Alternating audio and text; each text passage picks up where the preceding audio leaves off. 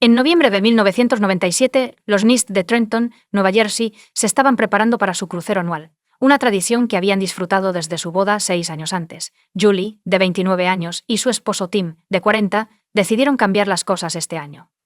Su principal objetivo para su viaje de Navidad era fortalecer su vínculo, así que dejaron a su hija de 1 año, Katie, con los abuelos, y viajaron a San Juan, Puerto Rico. El 1 de noviembre, mientras aportaban su crucero, George Skeadopoulos, un miembro de la tripulación, quedó impresionado por la presencia vibrante y atractiva de Julie. Un colega se burló de él, diciendo que estaba fuera de su liga. George apostó a que podría involucrarse románticamente con Julie. George, un ingeniero junior de 22 años recién salido de la universidad, se comportaba con suficiente aplomo para despertar el interés de Julie. Se hizo pasar por el capitán, exagerando su edad a 28 años e inventando logros para impresionarla. Julie y George rápidamente se hicieron cercanos, encontrándose en la cubierta todos los días y participando en conversaciones cautivadoras. Julie, cautivada por la atmósfera romántica del crucero y las cautivadoras historias de George, no era consciente de su verdadera identidad. Tim, que estaba acostumbrado a la naturaleza sociable de su esposa, observó sus interacciones pero no sintió celos. Una noche, durante una animada fiesta en el barco, George invitó a Julie a un recorrido por el barco. Ella inicialmente dudó, pero eventualmente aceptó. En la sala de máquinas desierta, una chispa se encendió entre ellos, resultando en un beso. Sin embargo, su relación no fue más allá de besos. Julie confió en un amigo de la familia, Tony, sobre sus sentimientos durante el crucero de regreso a casa, esperando que su atracción se desvaneciera porque ella y George probablemente nunca volverían a encontrarse. Inesperadamente, George, el capitán, le envió un mensaje a Julie, y comenzaron sus conversaciones telefónicas diarias, con George insinuando que Tim no era digno de ella. Tim ocasionalmente los escuchaba conversando, pero confiaba lo suficiente en Julie como para no investigar más. Julie, dividida entre su estable vida familiar y las emocionantes nuevas emociones que George despertaba en ella, se distanció de sus amigos e incluso se volvió fría con su hija. Tim estaba preocupado por los cambios en ella y esperaba reavivar su relación. Tim organizó una fiesta sorpresa de cumpleaños número 30 para Julie el 3 de enero de 1998. Fue un evento lujoso al que asistieron numerosos amigos. La solicitud de Julie para otro crucero, en un barco y fecha específicos, fue un intento de reunirse con George. Tim accedió de mala gana, y embarcaron el 13 de febrero. En ese viaje, durante una noche oscura, George ganó una apuesta con sus compañeros de tripulación. El encuentro íntimo de Julie con George en el crucero la tenía completamente enamorada. De vuelta en casa, confió emocionadamente en Tony, un amigo cercano de la familia y padrino de Katie. Tony luchó con la carga de mantener su secreto, y finalmente se lo confesó a Julie, a pesar del riesgo de exposición. Julie decidió encontrarse con George en secreto, por quien tenía un fuerte deseo. Inventó una historia sobre unas vacaciones familiares e invitó a su madre y a su hija. Julie tuvo que confesar su aventura secreta a su madre, a pesar de su desaprobación, pero ella no se dejó intimidar.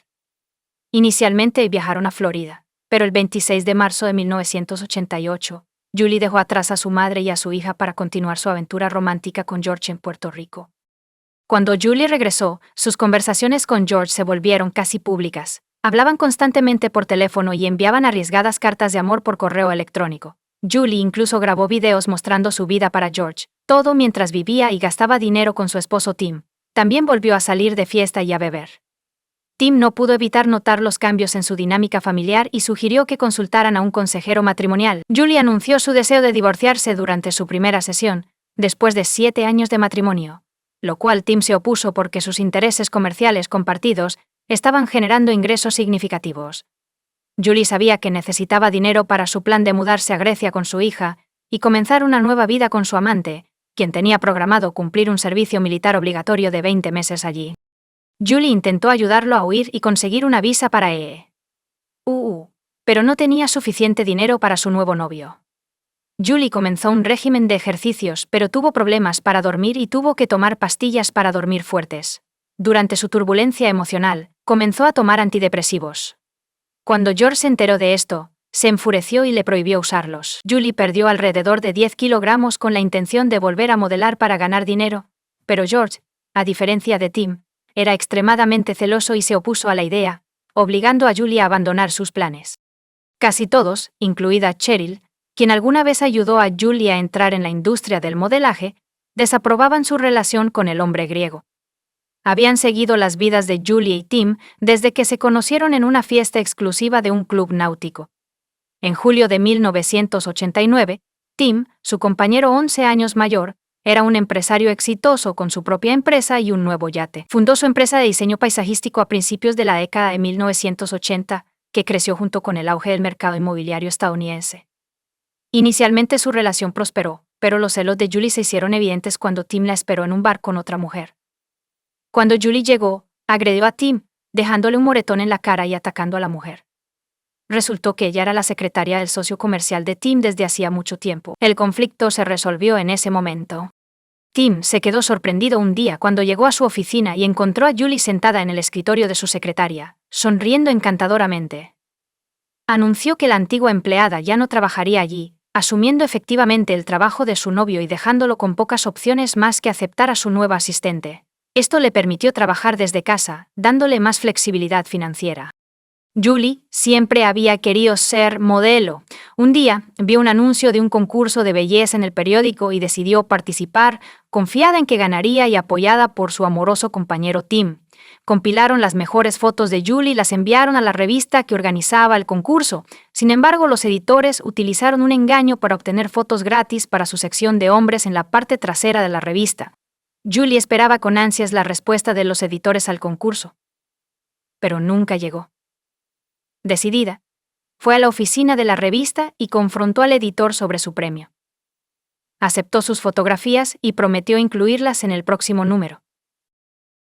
Julie contó esta historia a todos los que se preparaban para la competencia. El evento se llevó a cabo en un hotel de élite y contó con 12 finalistas, incluida Julie. A pesar de sus esfuerzos, solo un juez la apoyó. Sin embargo, esta experiencia la ayudó a hacerse amiga de la editora de la revista, Cheryl, lo que llevó a que Julie se convirtiera en la cara de la revista y apareciera en vallas publicitarias por toda la ciudad. Julie comenzó a recibir ofertas de modelaje a medida que su fama crecía, y pronto se convirtió en una celebridad local. Hasta el otoño de 1990, continuó trabajando para Tim y ganó algunos concursos de belleza más pequeños, pero tuvo dificultades en el escenario más grande. Julie y Tim, ambos de 23 años en ese momento, decidieron casarse el 16 de noviembre de 1991.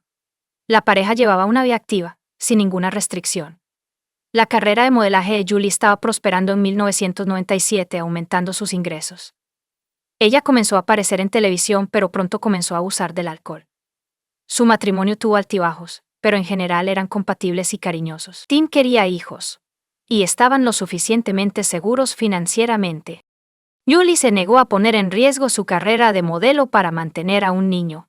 Julie quedó embarazada en febrero de 1995. Sus amigos afirmaron que continuó bebiendo y fumando durante su embarazo. El 26 de noviembre de 1996, la familia Nist dio la bienvenida a una hija, Katie Scarlett. Convertirse en madre tuvo un profundo impacto en Julie. Ella abrazó su nueva posición. Durante este tiempo, la madre de Katie, Julia, ayudó activamente en su crianza, aunque frecuentemente discrepaban en las estrategias de crianza. Julie desarrolló rápidamente depresión posparto, que fue causada en parte por los cambios significativos en su figura que ocurrieron después del embarazo. Se encerró en sí misma, sin intentar volver a su estado anterior. En esta época, su relación con Tim comenzó a deteriorarse. En abril de 1997, buscaron terapia familiar. Julie creía que el terapeuta se alineaba con Tim, pero el especialista realmente intentó abordar sus problemas y complejos, revelando aspectos positivos de su pasado. El terapeuta eventualmente declaró que Tim no estaba prestando suficiente atención a su esposa, lo que estaba poniendo en riesgo su matrimonio.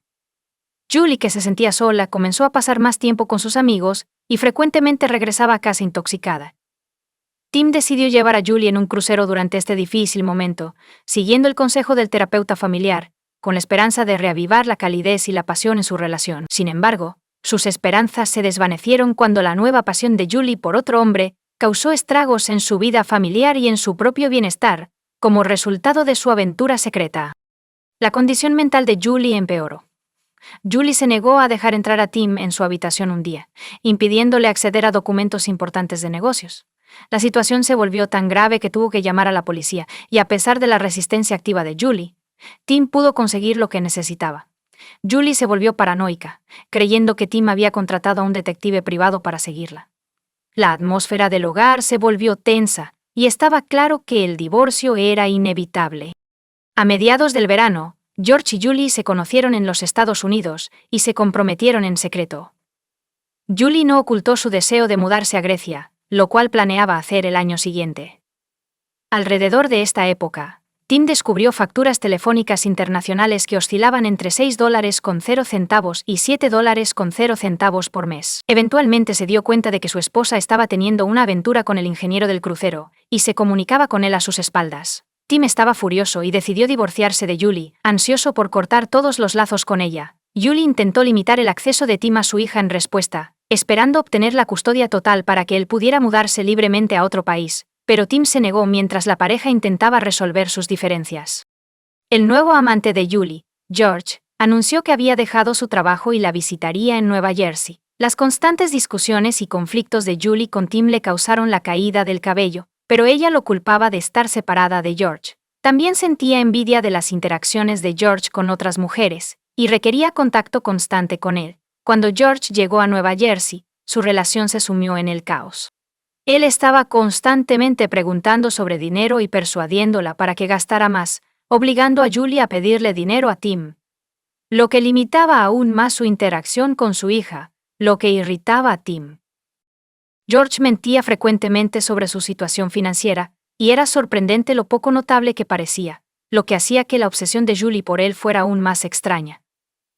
Amigos y familiares aconsejaron encarecidamente a Julie que terminara la relación, incapaces de entender cómo se había enamorado de un hombre calvo, desempleado, sin esperanza, con mal aliento, que además era manipulador y extremadamente celoso. Sin embargo, Julie estaba enamorada. Incluso tenía la intención de usar el acuerdo de su divorcio para cubrir el trasplante de cabello y el trabajo dental de George. Cuando Tim se enteró de todo esto, estaba furioso de que Julie hubiera involucrado a su hija en la situación. Amenazó que si ella intentaba huir, él se llevaría a Katie y Julie nunca volvería a ver a su hija. Esta amenaza pareció desanimar el entusiasmo de Julie. Incluso les dijo a sus amigos que su relación con George había terminado, pero no fue por mucho tiempo.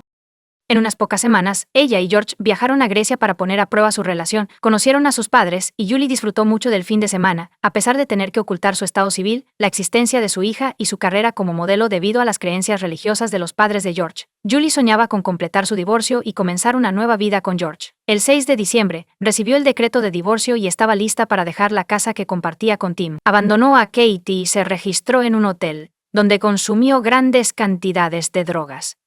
Julie viajó a Grecia el 8 de diciembre para casarse con George y comenzar una nueva vida juntos.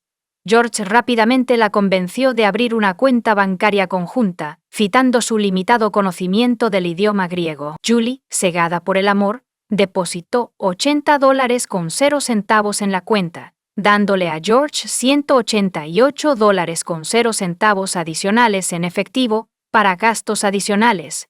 Todo su dinero. Luego desapareció, sin dejar rastro alguno. El 8 de enero, George llamó al amigo de Julie para informarle que ella había desaparecido. Dijo que se suponía que se encontrarían fuera de McDonald's para una comida, pero Julie nunca apareció, dejándolo esperando durante horas. Sin teléfonos móviles, no pudo contactarla, y la reportó como desaparecida a la policía poco después. Julie llamó al mismo amigo y le contó sobre sus sentimientos por Katie y los problemas con su prometido. El amigo asumió que Julie iba a dejar a George y volver pronto, pero nunca lo hizo. Y la llamada de George generó serias preocupaciones. Afirmó que Julie había desaparecido sin su pasaporte, supuestamente dejado en su coche, y luego fue detenida por la policía. Sin embargo, no pudo encontrar ningún testigo que confirmara que la policía había tomado el pasaporte. Todo sonaba sospechoso. Así que el amigo se dirigió a Tim, la única persona que podía ayudar. Tim se dio cuenta de inmediato de que su exesposa estaba en serios problemas. Había contactado por última vez a familiares en los Estados Unidos. Desde el 7 de enero, no había habido noticias de ella, lo que aumentaba los temores. La policía comenzó a peinar el vecindario e interrogar a posibles testigos. Pero Julie no tenía contactos en la nueva ubicación, así que interrogaron a sus familiares en Nueva Jersey e investigaron su pasado. Julie Scully, la hija de Julia y John Scully, nació el 3 de enero de 1968. Desarrolló una relación cercana con su padre y estaba dispuesta a hacer cualquier cosa por su aprobación. Padre e hija pasaban mucho tiempo juntos, frecuentemente yendo a pescar. Sin embargo, el 10 de noviembre de 1969, nació el hermano menor de Julie, John Patrick Scully, quien capturó todo el afecto parental, dejando a Julie sintiéndose descuidada. La madre de Julie era de una reserva indígena en Nuevo México, que es una de las tribus más grandes del país. La vida era difícil allí, sin electricidad ni agua corriente, con un alto desempleo y un abuso generalizado de alcohol y drogas. Los padres de Julie la enviaron a un internado a la edad de 12 años, con la esperanza de que una educación en inglés le ayudara a vivir una vida mejor. Julia se mudó a la ciudad de adulta, intentando encajar en la vida estadounidense convencional mientras trabajaba en una instalación psiquiátrica. Se involucró en el tráfico de drogas. Durante este tiempo, conoció a un oficial de policía llamado John. Su romance floreció rápidamente en 1964, y se casaron el 2 de julio de 1965, 2 días antes de su aniversario. John luego trabajó como oficial de patrulla en uno de los barrios más peligrosos del norte de Filadelfia. Julia quedó embarazada y dio a luz a una hija. John cuidaba amorosamente de su hija, dejando a Julia sintiéndose aislada de la vida familiar. Ella mantenía en secreto su adicción a las drogas, pero su comportamiento errático e impredecible se revelaba ocasionalmente. Su situación empeoró a medida que experimentaba con drogas más peligrosas, dejándola exhausta e incapaz de dejarlo sin experimentar síntomas de abstinencia severos. Julia pronto quedó embarazada nuevamente, y un hijo más joven se unió a la familia, que ya estaba agotada. Julia Scully encontró difícil cuidarlo.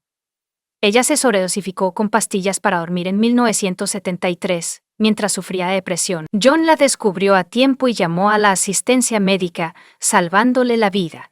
Este incidente expuso su problema dentro de la familia, complicando aún más las cosas. Ella fue una hermosa mujer nativa americana, pero ahora parecía una sombra de sí misma. Intentó suicidarse de nuevo, pero fue salvada. La hija mayor, que tenía 9 años en ese momento, era muy consciente del tumulto en la relación de sus padres. En el cumpleaños de Julie, su padre se fue abruptamente, dejando atrás a su esposa y a los invitados con los que estaba teniendo una aventura, para escapar de la adicción de Julia, que le repugnaba. Se quedó únicamente por el bien de sus hijos. Su amante llegó para recogerlo, y Julia y su hija los vieron mientras seguían a John afuera. El flagrante desprecio de John por la privacidad de su aventura perjudicó profundamente tanto a su hija como a su esposa. Julie se culpaba a sí misma por los problemas de su familia, incapaz de comprender la magnitud de la situación.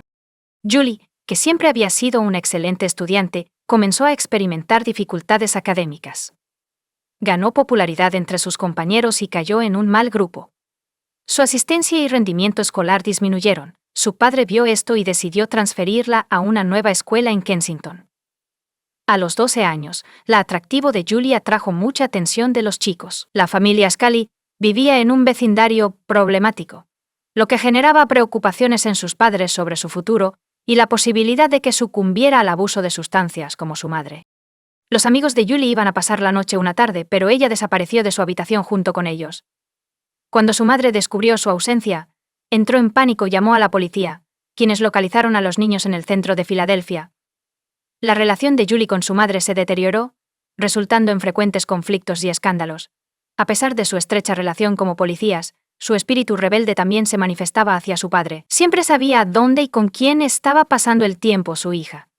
Al ver el fracaso de su esposa en la crianza de sus hijos, él tomó la custodia de ellos y envió a Julie a rehabilitación por adicción a las drogas. A pesar de los esfuerzos de Julie por complacer a su padre, el ambiente familiar se calmó durante su ausencia. Su espíritu rebelde creció a medida que maduraba, y continuó pasando tiempo con sus amigos, lo que resultó en clases perdidas y malas calificaciones.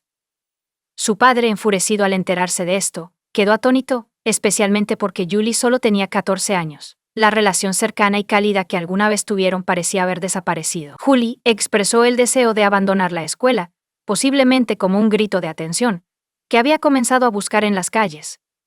Su belleza la convertía en el centro de atención en cada reunión.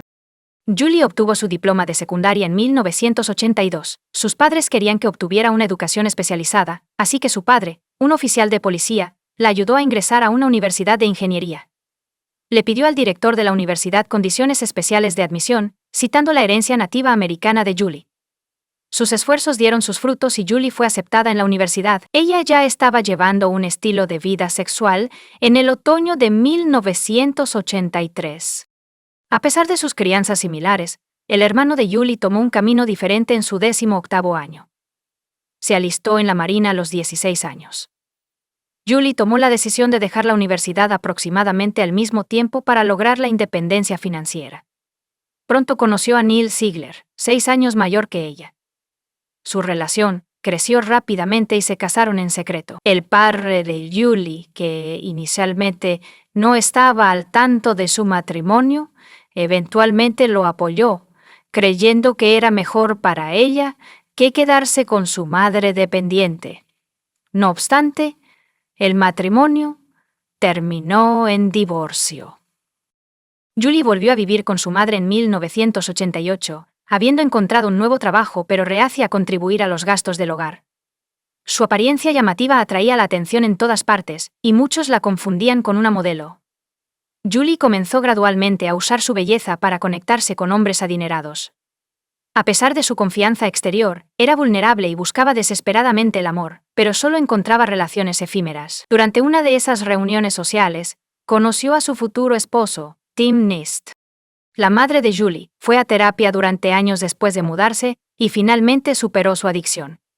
Cuando Julie y Tim tuvieron una hija, la abuela asumió con entusiasmo las responsabilidades del cuidado infantil, manteniéndose involucrada incluso cuando Julie huyó a Grecia con un nuevo amante. Después de que se reveló la desaparición de Julie, su madre describió a George como verdaderamente patético. Era poco atractivo y desagradable de ver, y parecía no tener control sobre sus acciones.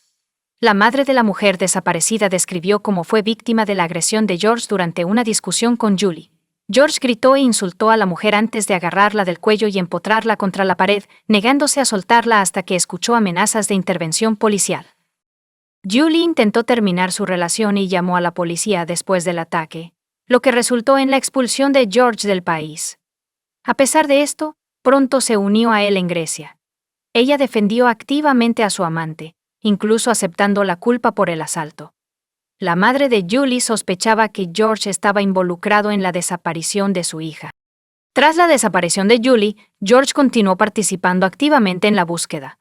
Los familiares cercanos de Julie intentaron contactar a la Embajada de Estados Unidos en Atenas, pero no pudieron hacerlo debido a una barrera del idioma, ya que las comisarías de policía griegas que manejaban la investigación no contaban con personal que hablara inglés.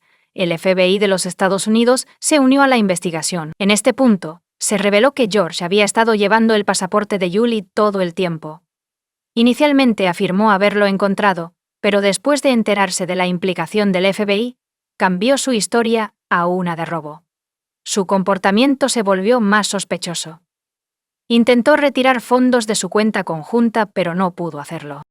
El 23 de enero de 1999, la pareja iba a casarse. Durante este tiempo, las noticias sobre la desaparición de la mujer estadounidense se transmitieron por televisión y radio. George llamó con ira a la amiga de Julie, quien se había acercado a los medios sobre el caso. Afirmó su inocencia e incluso hizo una declaración pública en la prensa, dando entrevistas activamente en un intento de defenderse. Sin embargo, 16 días después de la desaparición de Julie, George fue llevado a declarar como el principal sospechoso. George explicó que después de mudarse a Grecia, Julie rápidamente se desilusionó tanto con el país como con él. Llegó a extrañar su patria y a su hija y quería regresar. George intentó ayudarla, pero la situación se deterioró, dejándolo profundamente preocupado en sus últimos días. Ella lloraba constantemente, y la madre de George eventualmente se enteró del exmarido e hija de Julie en América. Ella comenzó a despreciar a Julie y expresó abiertamente su desagrado hacia George, instándolo a abandonar a la mujer con un pasado problemático. Los conflictos entre los amantes se volvieron más frecuentes y severos, lo que llevó a su desalojo de un hotel. Julie quería llamar a su familia, pero su amante se lo impidió e incluso la abusó físicamente. La policía descubrió que la madre de George tenía esquizofrenia y era hospitalizada con frecuencia debido a su condición. George heredó algunos de estos problemas, tenía una alta autoestima y siempre era arrogante. Su habilidad para manipular a los demás fue notada por la familia y los amigos de la mujer desaparecida. Ante el más mínimo desacuerdo, atacaba agresivamente a su pareja. Aparte de la madre de Julie, que había sido víctima de su violencia, la propia Julie sufrió graves lesiones en las manos, pero afirmó que fueron accidentales y continuó viviendo con su tirano. Después de 4 horas de interrogatorio por parte de la policía, George no pudo mantener la historia que había contado a los medios y admitió haber matado a su amante. Él afirmó que fue un accidente. Aparentemente, el amante lamentó profundamente lo que había ocurrido. Incluso lloró durante el interrogatorio. Sin embargo, sus confesiones eran desconcertantes y estaban llenas de contradicciones. Inicialmente, el 8 de enero de 1999, la pareja emprendió su tan esperado viaje a Atenas. Estaban conduciendo por una carretera desierta de 2 carriles, disfrutando de la paz y la tranquilidad. Una conversación tranquila se convirtió en un conflicto serio. Finalmente, George decidió detenerse en un tramo de carretera sin que nadie más estuviera cerca. En un ataque de rabia, salió del coche y atacó a su ser querido, estrangulándola con todas sus fuerzas. Quería que ella se quedara en silencio y dejara de gritar. George le dijo a la policía que parecía estar viendo todo desde afuera, y había perdido el control de sí mismo. No pudo detenerse hasta que Julie dejó de respirar. El amante afirmó que los momentos horribles duraron solo unos segundos, pero los investigadores sabían que la estrangulación toma al menos 3 minutos. George quedó conmocionado después y dio el plan de quemar el cuerpo de su amada, esparcir sus cenizas en el mar desde un acantilado y saltar tras ella para reunirse con ella. George explicó que intentó suicidarse disparándose con una pistola neumática, saltando bajo un camión y tomando una sobredosis de medicamentos. Sin embargo, todos sus intentos fueron infructuosos. Sin embargo, ahora estaba en la comisaría para ser interrogado, lo que implicaba que todos sus pensamientos eran una fantasía. En realidad, trató el cuerpo de su amada de manera diferente. Después del asesinato, George simplemente lo tiró en el maletero de su coche y condujo a la gasolinera más cercana. Compró gasolina y regresó a la escena del crimen. George arrastró el cuerpo lejos de la carretera cerca de 2 pequeños lagos, lo empapó con gasolina y lo prendió fuego, pero la lluvia impidió que el cuerpo se quemara por completo. En un momento, consideró arrojarlo al lago, pero en su lugar metió el cadáver carbonizado de nuevo en el maletero y condujo hasta la casa de su abuela. Encontró una gran maleta de viaje y decidió meter el cuerpo de Julie en ella, pero se había endurecido y ya no podía doblarlo. Además, la cabeza no cabía en la bolsa, así que George decidió simplemente cortarla. Describió cómo tomó su cabeza por el cabello y la levantó hacia su cara. Recordó ver terror en sus ojos, pero ella seguía siendo hermosa, así que la besó en los labios antes de meter el cuerpo en la bolsa. Luego quemó la bolsa y la arrojó a un pantano, dejando la cabeza atrás. Más tarde, George condujo a Kavala y arrojó la cabeza de Julie Scully al mar. 19 días después de que Julie desapareciera, su examante y futuro esposo ayudaron a los detectives a localizar el lugar del asesinato y los restos. Tim y la familia de la víctima fueron informados por la policía de que George había admitido el crimen. El exmarido de la víctima viajó a Grecia para traer el cuerpo de Julie de vuelta a casa. Mientras tanto, el criminal reveló lo que había hecho a la mujer en una transmisión en vivo. Cuando la madre del asesino se enteró de su crimen, sufrió un derrame cerebral y su abuela quedó conmocionada. Las autoridades griegas lo describieron como uno de los asesinatos más horribles que habían presenciado en ese momento. El padre de Tim declaró que el amante debería haber muerto junto a su amada. A pesar de esto, han surgido numerosos artículos culpando a la víctima por lo ocurrido. La familia de la víctima creía que su amante había utilizado a Julie inicialmente por dinero. Cuando se enteró de que su esposo era rico, la convenció de divorciarse y ganar un gran acuerdo en la corte, que ella supuestamente iba a invertir en su negocio. Sin embargo, antes de su muerte, Julie se dio cuenta de sus verdaderas intenciones y se negó a financiar sus proyectos, lo que resultó en que ella se convirtiera en una víctima. El juicio de George Skedopoulos comenzó el 27 de noviembre de 1999. En el sistema judicial griego, los juicios se llevan a cabo simultáneamente por 3 jueces en lugar de un jurado. lo que acelera significativamente el proceso. Además, no hubo testigos de la defensa presentes. Durante las audiencias, George hizo confesiones horripilantes que duraron aproximadamente 5 horas. Sus abogados intentaron argumentar locura, afirmando que la madre del criminal sufría de esquizofrenia y que él podría haber heredado enfermedades mentales. Mientras tanto, el acusado solicitó la pena de muerte, a pesar de que la pena capital estaba prohibida en Grecia. El 6 de diciembre, el tribunal condenó unánimemente a George Kiadopoulos a cadena perpetua sin posibilidad de libertad condicional por todos los cargos. Sin embargo, el sistema legal griego no era perfecto. En 2002, George presentó una apelación, alegando que estaba loco en el momento del asesinato. Como resultado, su condena fue reducida a 23 años, con la opción de apelar nuevamente. Para 2007, el criminal había sido liberado y vivía con su nueva familia en Kavala, Estados Unidos. El exmarido de Julie, Tim Nist, se convirtió en una fuente de fortaleza para toda su familia y amigos. A pesar de su traición, demostró ser un hombre digno al aceptar la responsabilidad y organizar el funeral de Julie. Después del funeral, Tim recibió un diario de recuerdos sobre su exesposa, escrito por los amigos de Julie para su hija, Katie. Las entradas intentaban retratar su vida de manera positiva y amable. Cuando su hija crezca, debería saber que su madre la adoraba, y era una mujer maravillosa. El amor es una emoción compleja que puede ser tanto hermosa como constructiva, pero también puede nublar el juicio y llevar a comportamientos peligrosos. En la mayoría de los casos, las personas pueden reconocer la realidad y protegerse. Desafortunadamente, las circunstancias de Julie eran diferentes. Su historia sirve como un recordatorio de que la seguridad y el bienestar de todos siempre deben ser una prioridad, incluso cuando se trata de amor.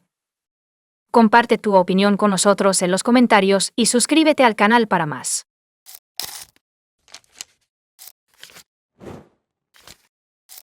El caso de Marlene Oaks, a quien pertenece el cráneo encontrado en el bosque.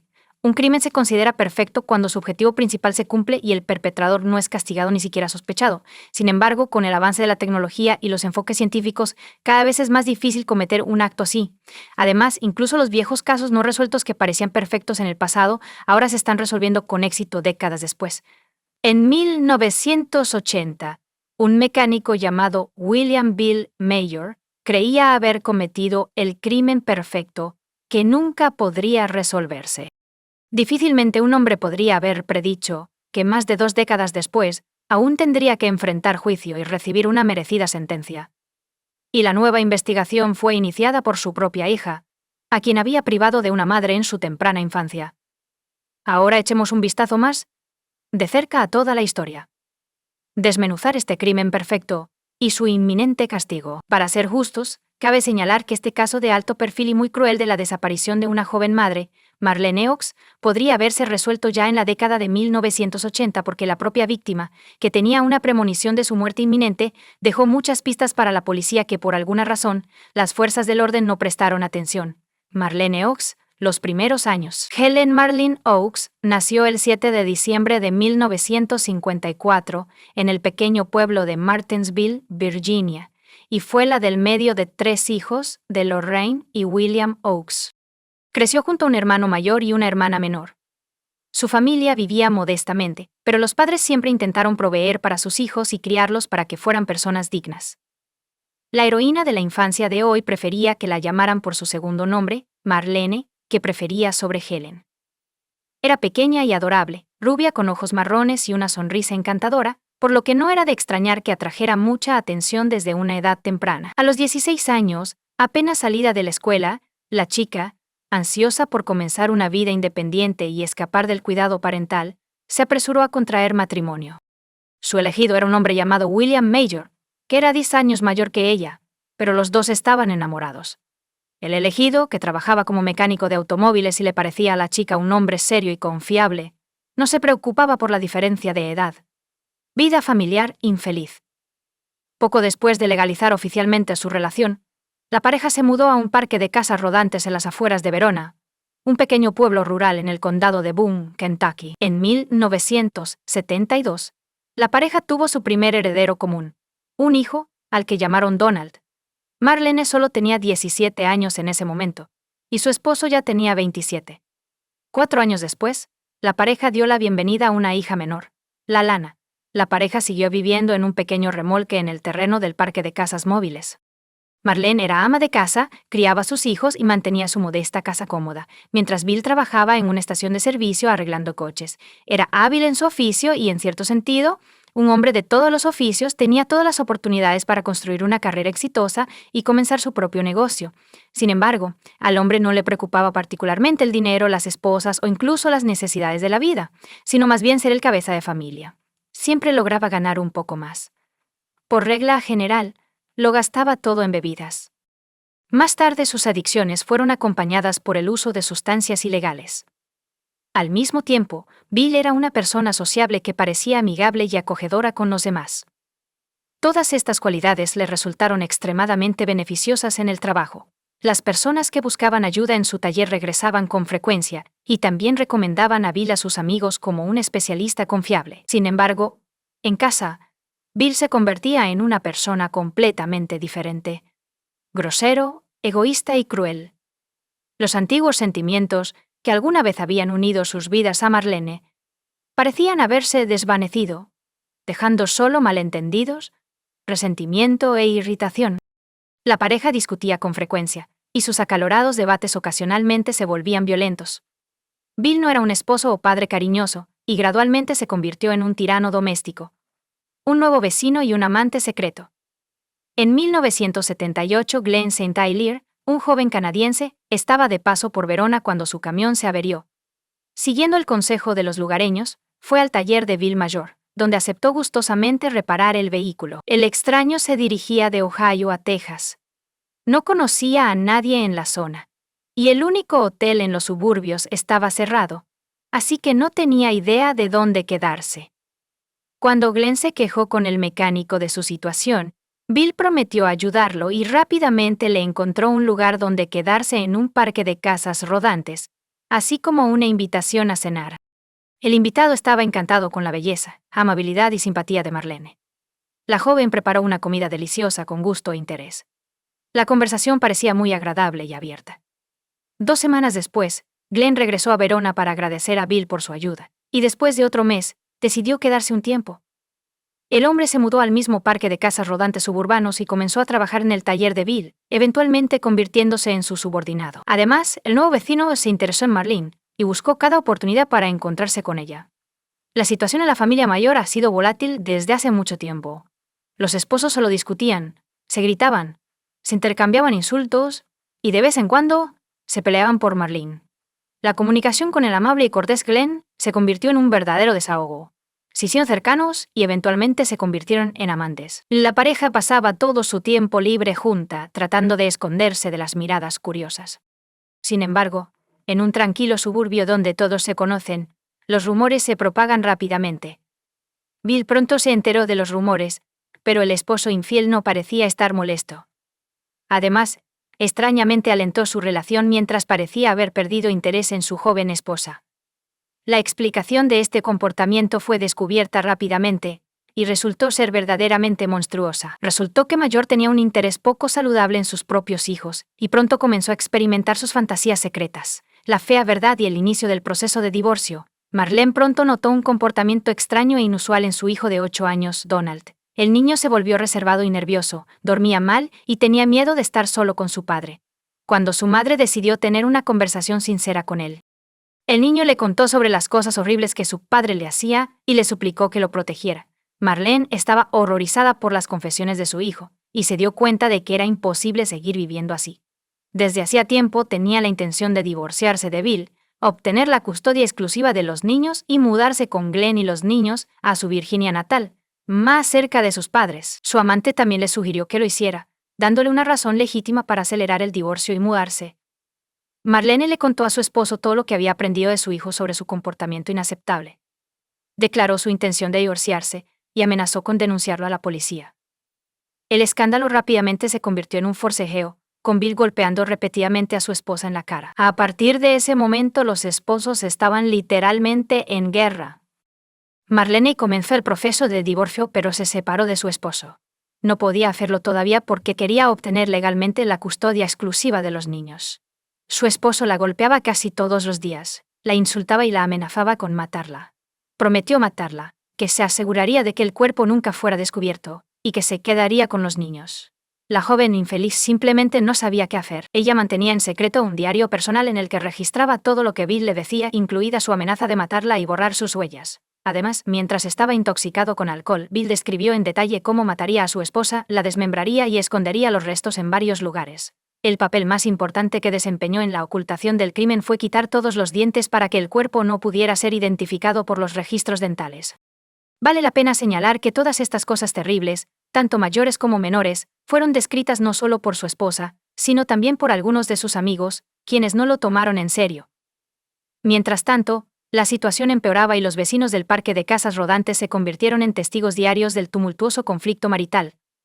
Marlene huye, dejando atrás a sus hijos y a su amante. Todos estaban al tanto de que Marlene había solicitado el divorcio y planeaba mudarse a otro estado con Glenn y sus hijos. Nadie juzgó a Marlene, todos eran conscientes de la difícil y poco saludable situación en su familia. Sin embargo, los parientes y vecinos esperaban que todo se resolviera de manera pacífica y civilizada. El 11 de octubre de 1980, alrededor del mediodía, los esposos se indignaron una vez más, pero las cosas se calmaron rápidamente.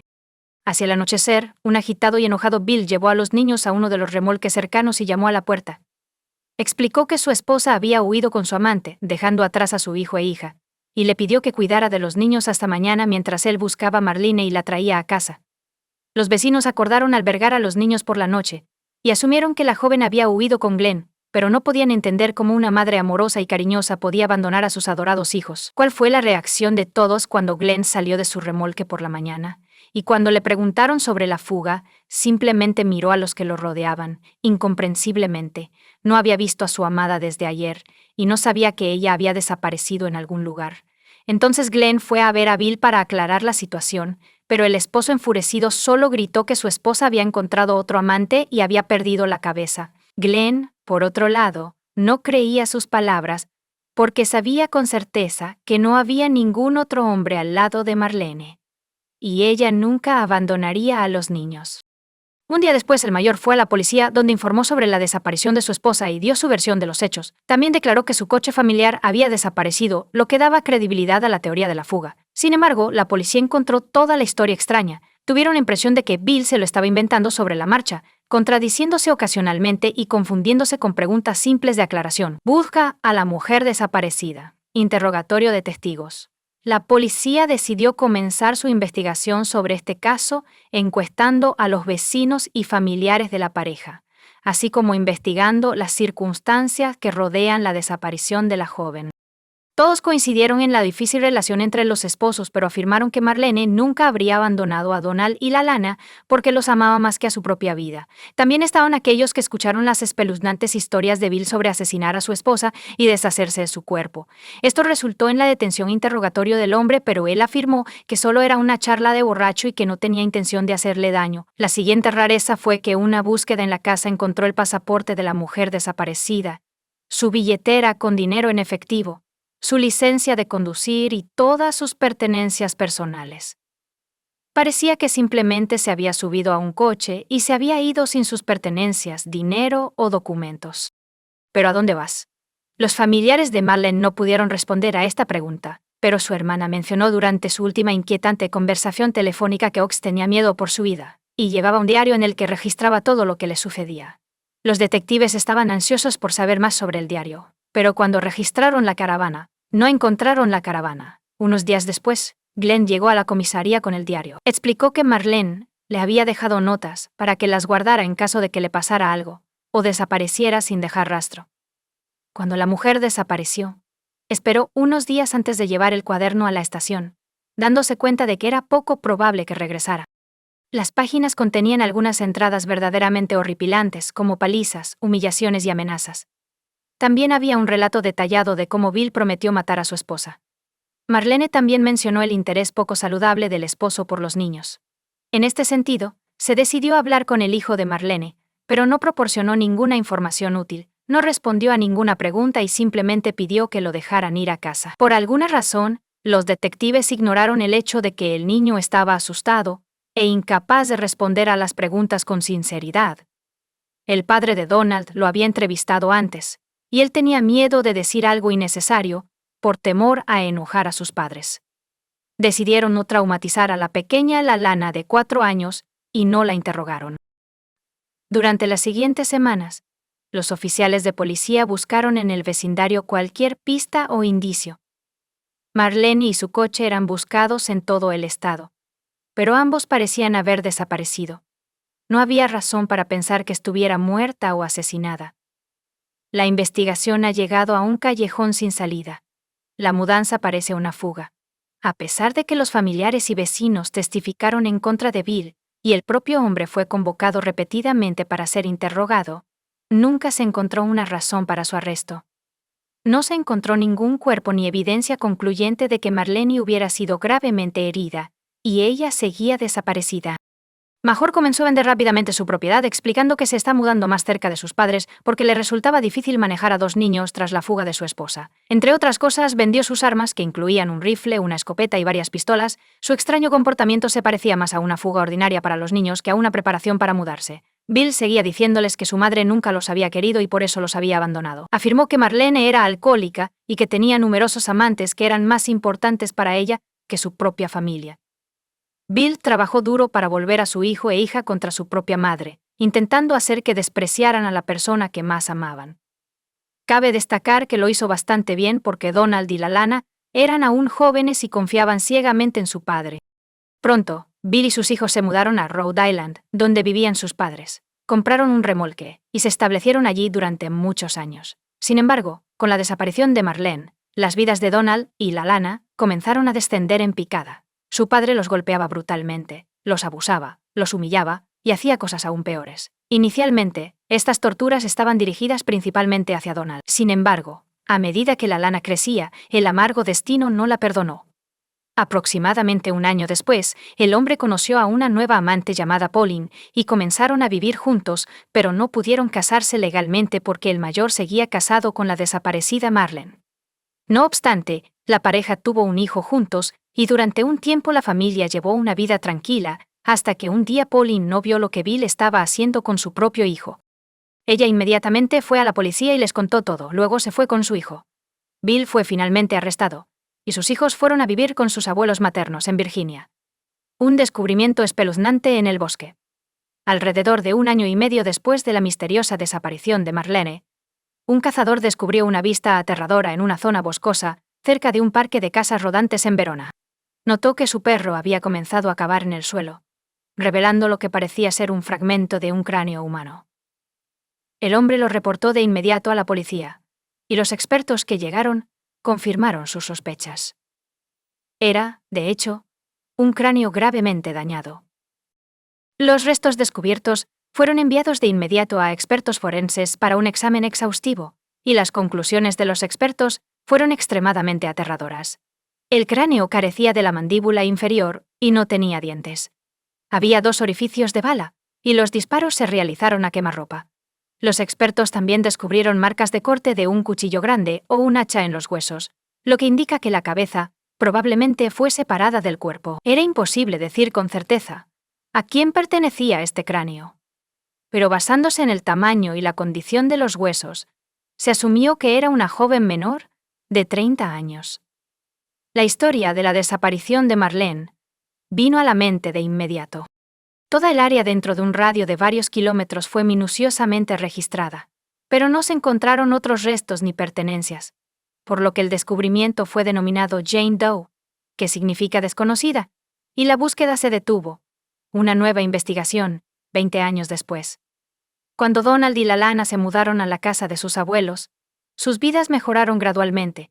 Sobre todo temían el día en que su padre fuera liberado. Sin embargo, después de su liberación, Bill no mostró interés en sus hijos adultos y no se puso en contacto con ellos durante mucho tiempo. Lana evitaba hablar de su madre porque estaba enojada con ella por haberlas abandonado con un padre tirano. Sin embargo, durante una conversación sincera con su abuela, Lana preguntó por qué su madre los había abandonado a ella y a su hermano después de dejar de enamorarse. La anciana respondió que no creía la historia de la fuga, y que creía que su cónyuge había tratado con ella. En este punto, el mundo de la chica se dio vuelta. Miró la situación desde una perspectiva completamente diferente y se dio cuenta de que la abuela tenía razón. La niña decidió llevar a cabo su propia investigación para resolver el misterio que rodeaba la desaparición de su madre. Lana comenzó llevando un cuaderno en el que anotaba todo lo que podía recordar de su infancia, así como todo lo que su hermano mayor sabía y recordaba. Cuando la niña tenía 22 años en 1998, decidió regresar a su ciudad natal de Verona para hablar con antiguos vecinos y ver si alguno de ellos tenía información útil. Resulta que Glenn todavía vivía en esos lugares y seguía con la esperanza de que algún día se resolvería el misterio de la desaparición de su amada. Su vida personal no ha avanzado, el hombre estaba solo, trabajaba en una fábrica local y estaba obsesionado con la investigación del caso de Marlene Oaks. Glenn Lalana se enteró del diario de su madre, que ella le había dado para que lo guardara antes de su desaparición. Este diario fue posteriormente añadido al expediente del caso y eventualmente se perdió en los estantes de los archivos policiales. Lalana pudo obtener permiso para ver los escritos de su madre y quedó asombrada por el contenido del diario. No solo su madre sabía que estaba a punto de morir, sino que también reveló la identidad de su asesino, el método de la muerte y el proceso de ocultar las pruebas. Después de leer las notas, la chica se apresuró a ver a su padre, a quien no había visto en más de 10 años. Para descubrir la verdad, cabe destacar que Bill se volvió a casar después de ser liberado de prisión, pero en 1995 sufrió un derrame cerebral y desde entonces ha estado confinado a una silla de ruedas. Cuando descubrió la razón de la visita de su hija, simplemente se rió en su cara. Lalana le suplicó que le dijera dónde había escondido los restos de Marlene para que pudiera darle a su madre un entierro adecuado. La chica prometió no ir a la policía, y que todo lo que Bill dijera se mantendría entre ellos, pero el padre solo insultó a su hija, la llamó loca, y dijo que nunca sabría qué le había pasado a su madre. Lalana descubrió en el diario de su madre que su padre estaba planeando el crimen perfecto, que incluía desmembrarla, quitarle todos los dientes y enterrar los restos en varios lugares. Además, Lalana, quien, al igual que su hermano, fue acosada por Bill cuando era niña, descubrió algunos detalles horribles en la biografía de su padre. Bill ya había cumplido condena por acoso antes de conocer a su madre. Sin embargo, por alguna razón, los oficiales de policía pasaron por alto esta circunstancia cuando confiaron a Madgearu los niños tras la desaparición de su madre.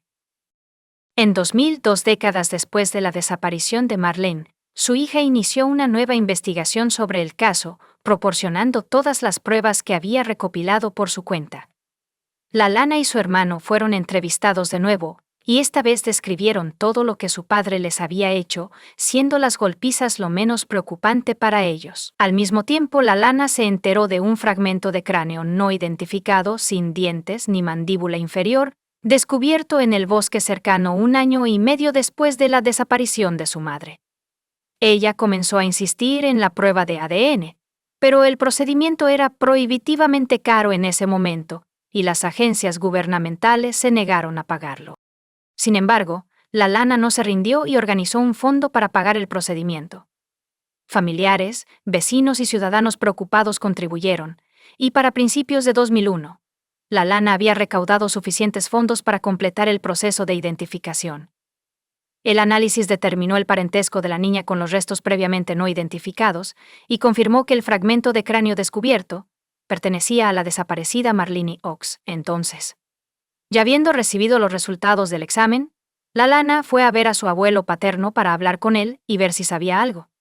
El anciano se quedó atónito con la noticia y aceptó testificar en contra de su propio hijo. El padre de Bill afirmó que en 1980, mientras su hijo estaba intoxicado, le dijo que mató a su esposa con 2 disparos en la cabeza, desmembró su cuerpo con un cuchillo de caza y enterró los restos en lugares separados que estaban a una distancia considerable entre sí. Al mismo tiempo, extrajo la mandíbula inferior y los dientes con mucho cuidado. El coche de Marlene fue arrojado por un acantilado al río, pero la policía no pudo localizarlo ni sus fragmentos durante más de 2 décadas. El turbulento río de montaña arrastró el vehículo río abajo o lo destruyó por completo, triturándolo contra las rocas afiladas.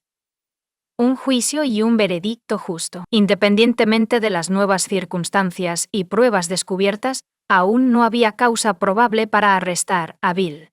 La policía entonces decidió hacer una trampa, pidiéndole al padre de Bill que llevara a su hijo a una conversación franca por teléfono en la que confesara todo.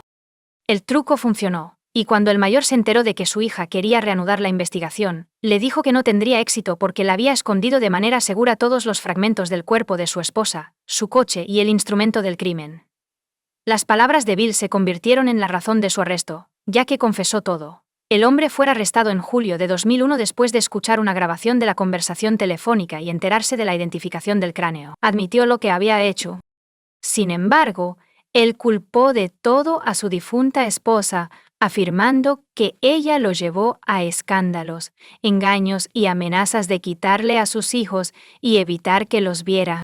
En el juicio, Bill contó su versión de la historia, afirmando que él y su esposa tuvieron una pelea en el coche y ella comenzó a amenazarlo con una pistola, pero él le quitó la pistola y supuestamente le disparó accidentalmente 2 veces en la cabeza, excepto que los disparos fueron realizados en la parte posterior de su cabeza quemarropa, lo que implica un crimen premeditado en lugar de defensa propia.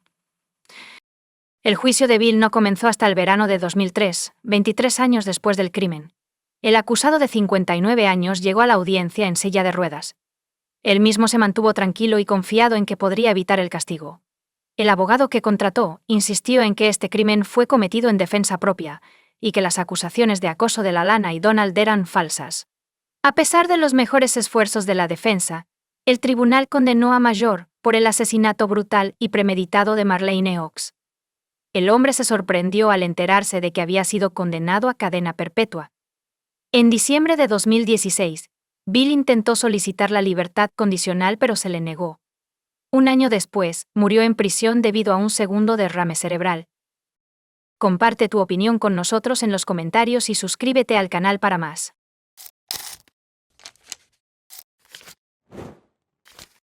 Cada persona en este mundo desea encontrar su verdadero amor, con quien espera vivir hasta el final de su vida. Desafortunadamente, no todas las historias de amor terminan felizmente. La hija menor de Karen y Gordon Anderson, Hailey Anderson, nació en Westbury.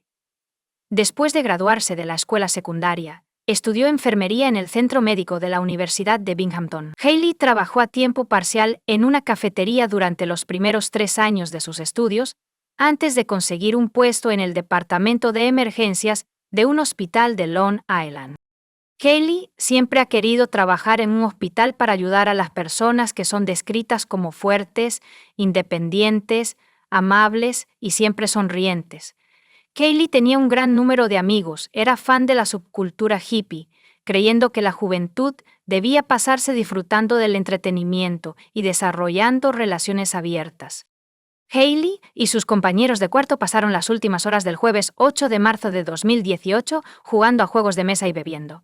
La reunión terminó justo antes de las 4 a.m., luego todos se fueron a la cama. Cuando la compañera de cuarto de Hailey, Josie Arden, se despertó unas horas más tarde, no se sorprendió de que Hailey no estuviera en la cama, dado su estilo de vida independiente en la universidad. Sin embargo, a medida que avanzaba el día y Hailey no se presentaba a una reunión planeada con Josie y otros amigos en un bar, las preocupaciones aumentaron. Notablemente, Hailey no había publicado nada en las redes sociales en todo el día, y las llamadas y mensajes a su teléfono celular no habían sido respondidos. Preocupadas, Josie y otra compañera de cuarto usaron la aplicación Find My Friends para localizar el iPhone de Hailey, lo que las llevó a una casa en Oak Street.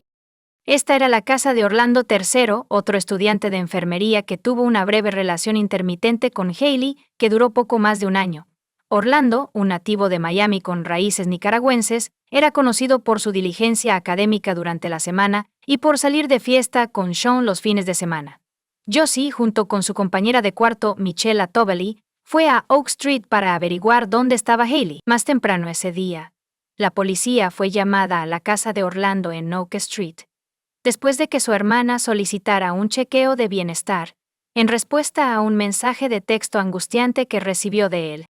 Cuando llegó la policía, no hubo respuesta y la casa parecía estar desocupada. Así que se fueron, sin descubrir nada fuera de lo normal. Cuando Josie y Michelle llegaron, llamaron a la puerta pero no recibieron respuesta, y la casa parecía desierta. A pesar de esto, decidieron mantenerse motivadas por su preocupación por el bienestar de Hailey. Cuando notaron que el coche de Orlando faltaba, revisaron su aplicación de rastreo, que mostraba que el teléfono de Hailey seguía dentro. Josie ayudó a Michelle a entrar por una ventana abierta para encontrar a Hailey en la habitación de Orlando, parcialmente cubierta por las sábanas. Aunque no podían estar seguros, su poder les hizo sospechar que estaba muerta. Rápidamente marcaron el 911, y tanto la policía como el personal de emergencias llegaron, confirmando la trágica muerte de Hailey. La causa se determinó como estrangulación, y Orlando no fue encontrado. Hailey y Orlando tuvieron una relación intermitente, y Hailey finalmente decidió terminarla.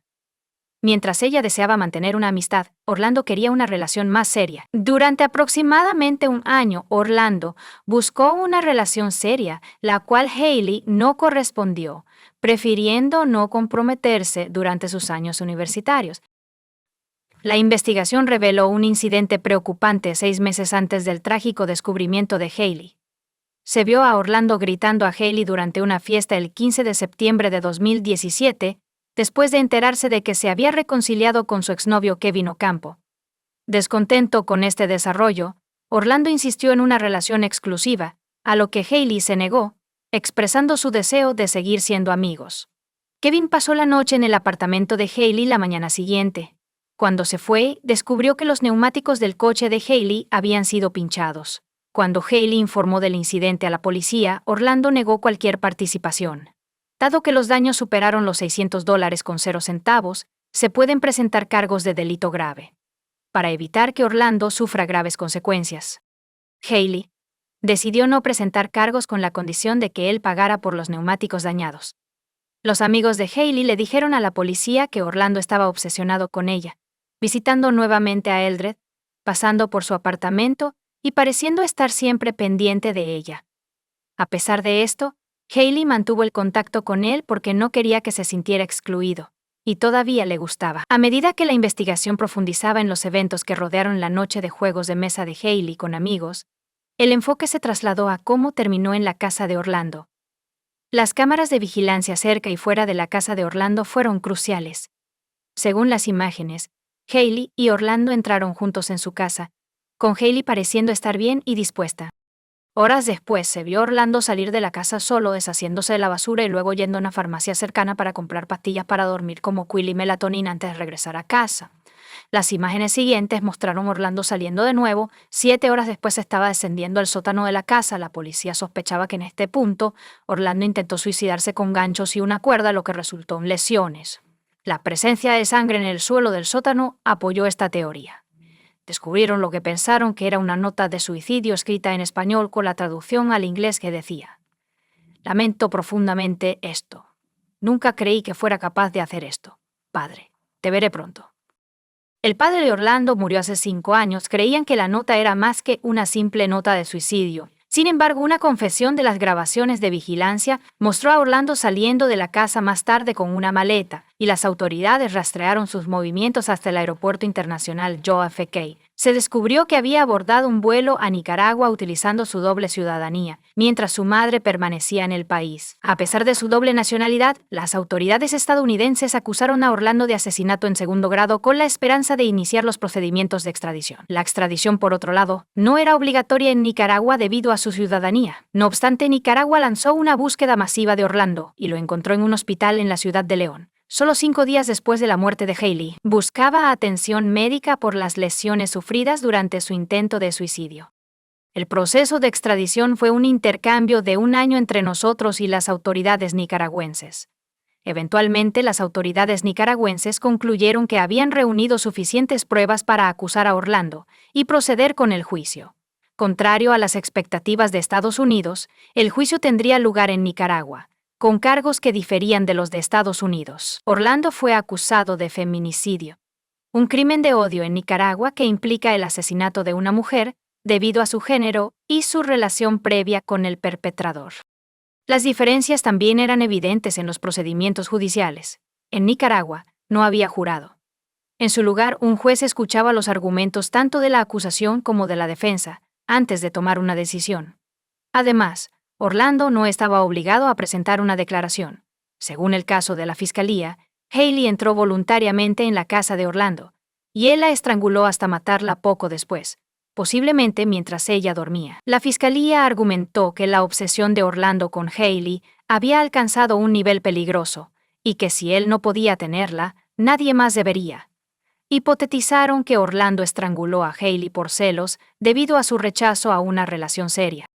Esta supuesta rabia aparentemente se había estado acumulando durante 6 meses, comenzando en una fiesta donde Orlando descubrió que Hailey se había reunido con su exnovio. Testigos de los Estados Unidos testificaron por videoconferencia, relatando el comportamiento obsesivo de Orlando hacia Hailey, que incluía pasar conduciendo y llamar a su apartamento, así como detalles sobre el incidente de los neumáticos pinchados. El juez vio las grabaciones de vigilancia desde fuera de la casa de Orlando que mostraban cómo entraba con Hailey y salía solo. El tribunal también escuchó sobre el intento de suicidio de Orlando y la nota que dejó para su familia, lo que añadió contexto a la trágica muerte de Hailey. El Dr. James Tercy, el patólogo que realizó la autopsia de Hailey, testificó que su muerte fue causada por asfixia por compresión del cuello. El tribunal se enteró de que Hailey fue asfixiada mediante compresión manual del cuello, con un elemento de estrangulación por ligadura visible debido a la implicación del collar que llevaba puesto. Según la fiscalía, Hailey fue asesinada porque se negó a tener una relación con Orlando. Estaba en desacuerdo con la conclusión de la defensa de que Orlando no recordaba lo que había sucedido esa noche. Afirmaron que Orlando estaba temporalmente loco en el momento en que Hailey murió como resultado de su consumo de alcohol. La defensa solo llamó a un testigo, el psiquiatra Dr. Ronald López Aguilar, para testificar sobre la salud mental de Orlando.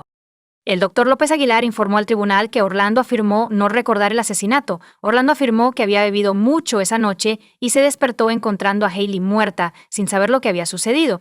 El psiquiatra también le dijo al tribunal que era imposible conocer el estado mental de Orlando en el momento del asesinato. Sin embargo, en términos de su estado mental actual, el Dr. López Aguilar afirmó que no había problemas discernibles. La defensa argumentó que Orlando, quien no es conocido por la violencia, podría haber sido provocado, lo que complica nuestra comprensión de los eventos que llevaron a la trágica muerte de Hailey. Después de una deliberación de 90 minutos, la jueza Fabiola Betancourt emitió un veredicto declarando culpable a Orlando.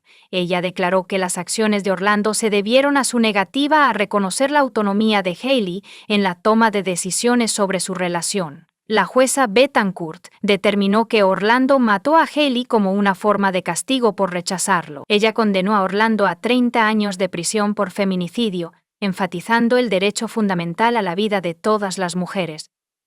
El fiscal del condado de Broome, Steve Cornwell, quien ha seguido de cerca el caso, destacó la colaboración sin precedentes entre dos gobiernos y agencias de aplicación de la ley. A pesar de las preocupaciones iniciales, las autoridades estadounidenses estaban complacidas con la seriedad del juicio, enfatizando que no era un mero espectáculo, sino un verdadero procedimiento legal. Orlando decidió apelar su condena, que fue escuchada por 3 magistrados nicaragüenses. La defensa argumentó que Orlando estaba borracho y temporalmente loco en el momento de su asesinato. Sin embargo, solicitaron una nueva evaluación psiquiátrica para la apelación, prefiriendo un psiquiatra forense con experiencia en defensas de locura temporal en lugar de un psiquiatra designado por el tribunal, como fue el caso durante el juicio. Durante la apelación, la defensa argumentó que Orlando no debería haber sido acusado de feminicidio, afirmando que si hubiera sido condenado por asesinato en segundo grado en los Estados Unidos, su sentencia habría sido más corta que los 30 años que recibió por feminicidio. Pidieron una revisión de la sentencia sobre esta base. Sin embargo, los magistrados denegaron la solicitud de Orlando para un nuevo psiquiatra y se negaron a reducir su sentencia. Se le ordenó permanecer en prisión cumpliendo la sentencia de 30 años impuesta durante el juicio. Los funcionarios encargados de hacer cumplir la ley en los Estados Unidos han declarado inequívocamente que si Orlando alguna vez es liberado y regresa al país, será arrestado por asesinato en segundo grado. Karen y Gordon Anderson, los padres de Hailey, agradecieron al tribunal por su decisión. Karen admitió que no había visto ningún remordimiento por parte de Orlando, solo arrepentimiento por no poder reducir su sentencia. Ella declaró que, aunque sentía que 30 años eran insuficientes, apreciaba los esfuerzos del tribunal por condenarlo al máximo de la ley. Gordon dijo que creía que se había hecho justicia y agradeció al sistema judicial nicaragüense. Él enfatizó la importancia de recordar a Hailey como una persona cariñosa. Era una persona vibrante con un entusiasmo por la vida que se dedicaba a difundir felicidad y amor. Comparte tu opinión con nosotros en los comentarios y suscríbete al canal para más contenido.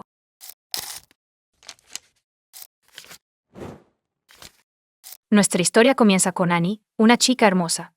La familia y los amigos de Annie la escribían como una chica brillante, hermosa y sociable. Vinod Hindocha, el padre de Annie y hijo de un comerciante exitoso, dejó el estado indio de Gujarat cuando era joven para ir a Europa. La familia se estableció en Mariestad, un pequeño pueblo en Suecia, Vinod comenzó su propio negocio, y la familia se volvió rica. Después de graduarse de la universidad, Annie se mudó a Estocolmo y trabajó en el departamento de marketing de Ericsson, un fabricante de teléfonos móviles. El padre de Annie le regaló un coche nuevo y un apartamento en un barrio prestigioso de la ciudad. Después de 25 años, Annie empezó a buscar un marido. Frecuentemente volaba a Londres y se quedaba en las casas de parientes adinerados. Sus tíos maternos eran propietarios de la cadena de farmacias británica, y ella pasaba los fines de semana comunicándose con su familia extendida. Decidió que su esposo sería hindú. Uno de los parientes de Annie conoció a Shireen Dewani en una fiesta en Londres y admiró su origen, posición social, educación y modales.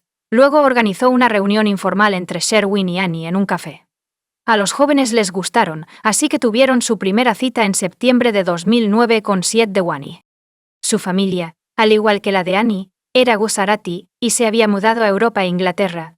El padre de Said estableció una farmacia en Bristol, así como un hogar de ancianos.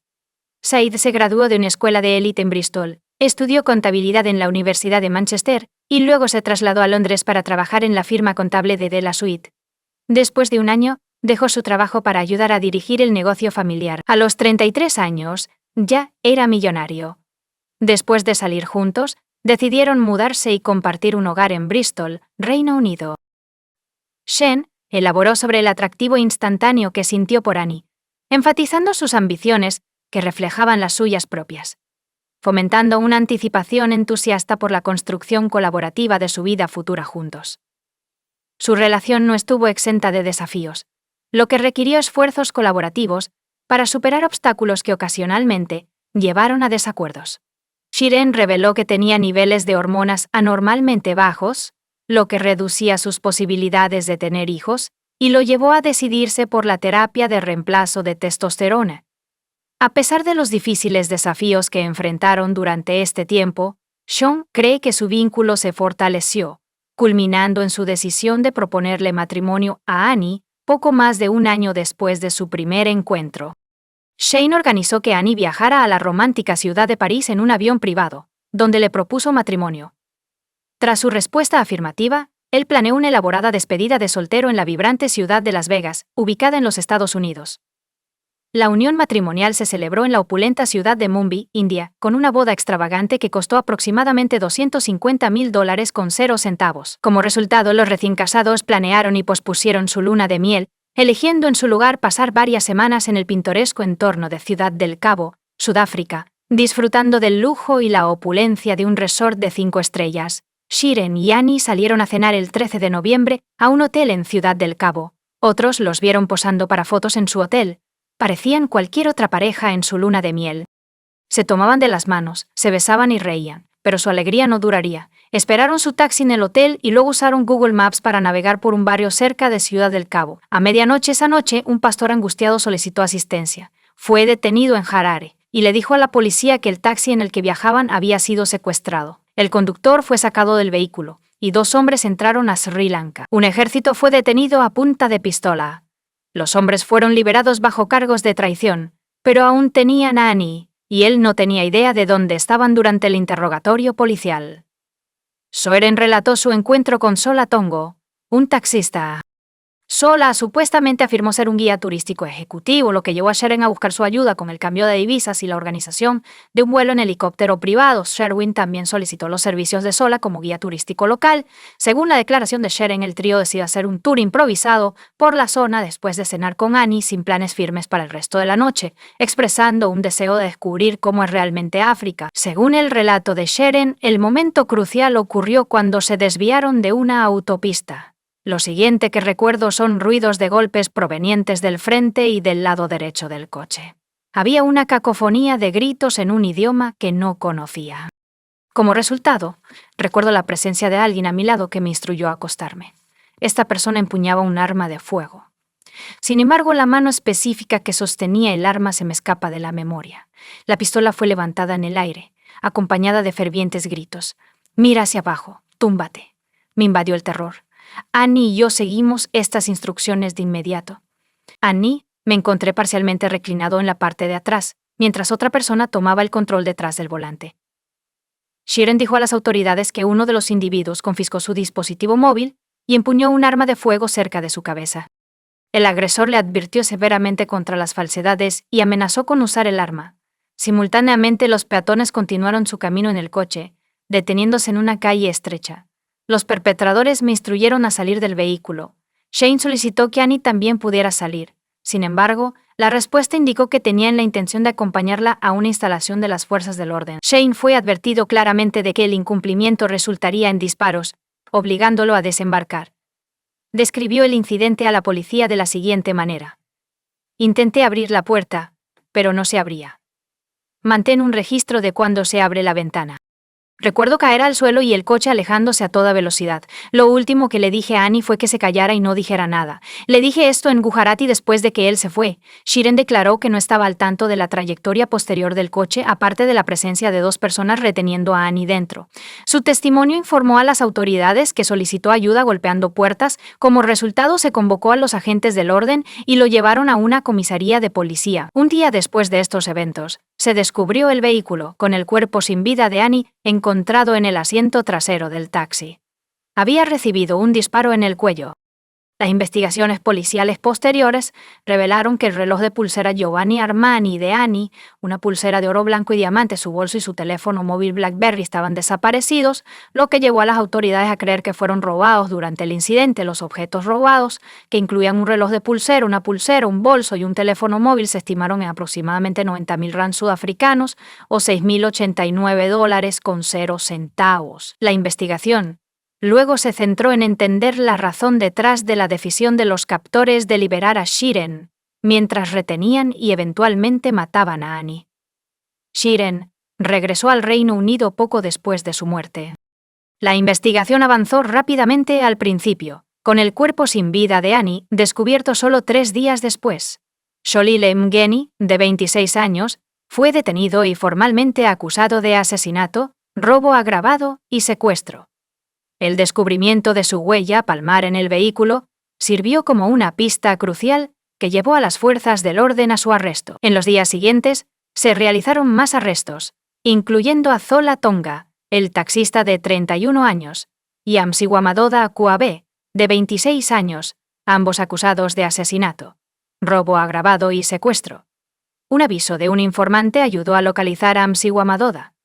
Zola inicialmente negó cualquier implicación, afirmando que fue emboscado y obligado a salir del vehículo. Sin embargo, cuando se le confrontó con pruebas incriminatorias, finalmente admitió su implicación en las actividades delictivas. El trío, que incluía a Sola Mgeni, inicialmente proporcionó un relato a las fuerzas del orden, afirmando que el plan previsto era un robo que se había salido de control.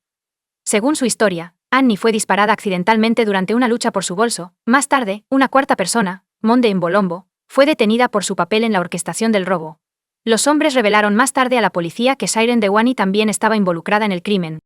Zela le dijo a la policía que conoció a Shiren, quien supuestamente le ofreció 15 rand, $2.10 para orquestar la muerte de Annie. Según Zela, luego se acercó a un amigo sobre contratar a un sicario y fue puesto en contacto con Zolile y Msiwamadoga. La declaración asombró a la familia de Shiren. Sin embargo, una investigación más profunda reveló que, aunque la pareja parecía estar feliz en su luna de miel, esa no era toda la historia. Los correos electrónicos de Annie a Shane revelaron frecuentes desacuerdos con ella, expresando su insatisfacción y deseo de terminar la relación.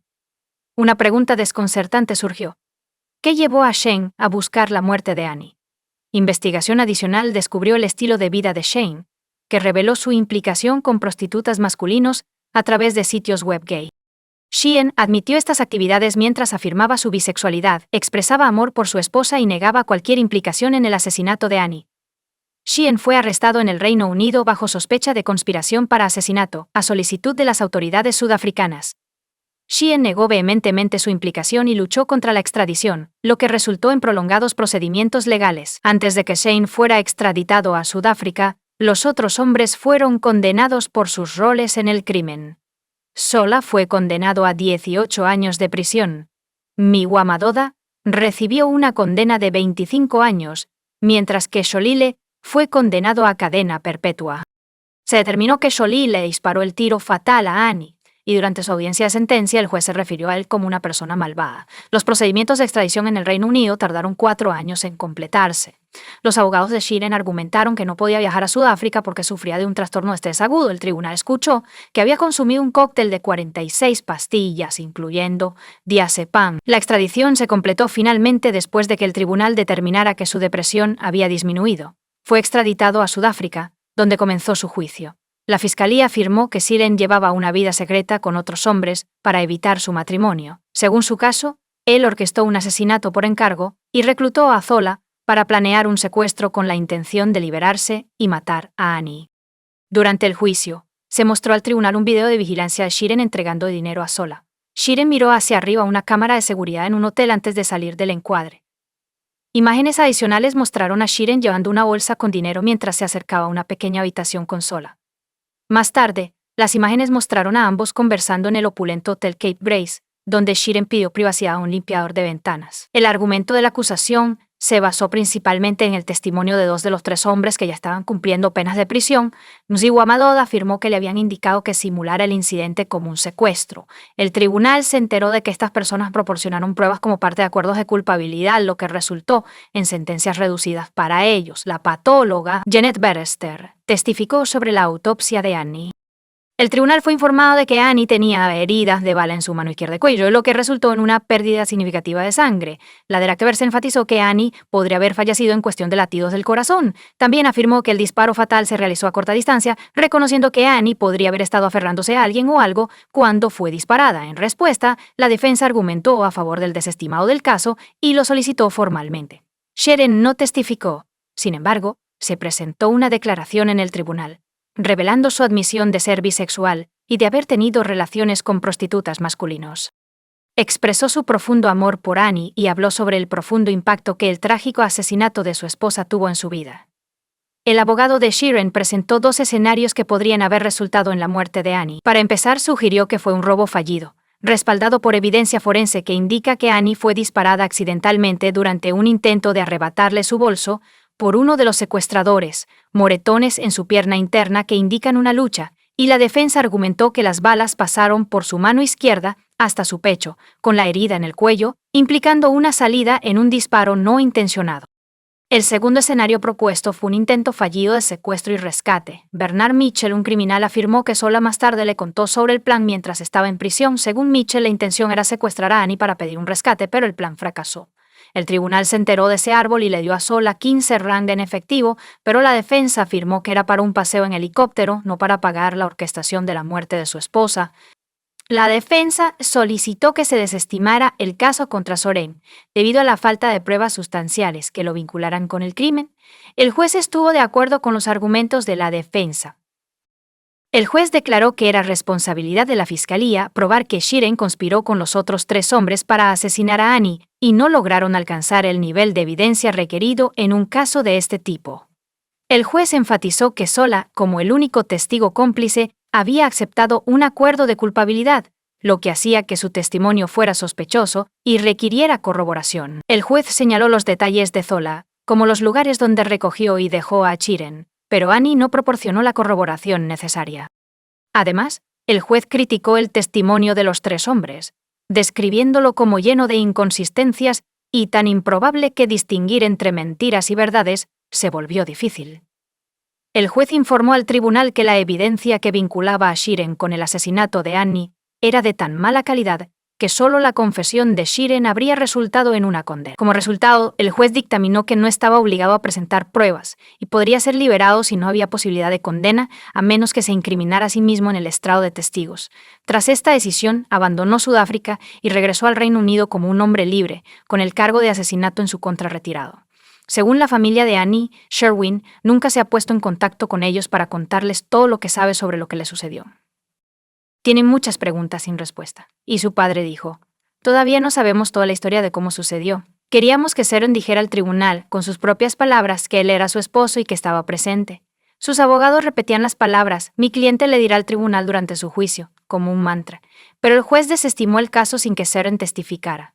Nunca tuvimos la oportunidad de escuchar lo que tenía que decir. A mi familia le gustaría hablar con él. Si tiene algún respeto por nosotros, debería venir a vernos y hablar con nosotros. Después de todo, sigo siendo su suegro. y le di a mi hija. Él necesita ayudarnos. Según la información disponible, Shireen Dewani sigue viviendo en el Reino Unido. Sholilem Jenny, uno de los individuos involucrados en el caso, murió en prisión en Sudáfrica en 2014. Su causa de muerte fue un raro tumor cerebral. Comparte tu opinión con nosotros en los comentarios y suscríbete al canal para más.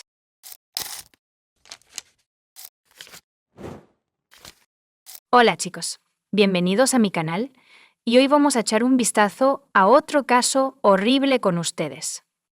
Un día de verano de 2014, el Departamento de Policía de Nueva York recibió una llamada inesperada de una mujer que quería hablar con el detective que trabajaba en el caso del colon de Concha.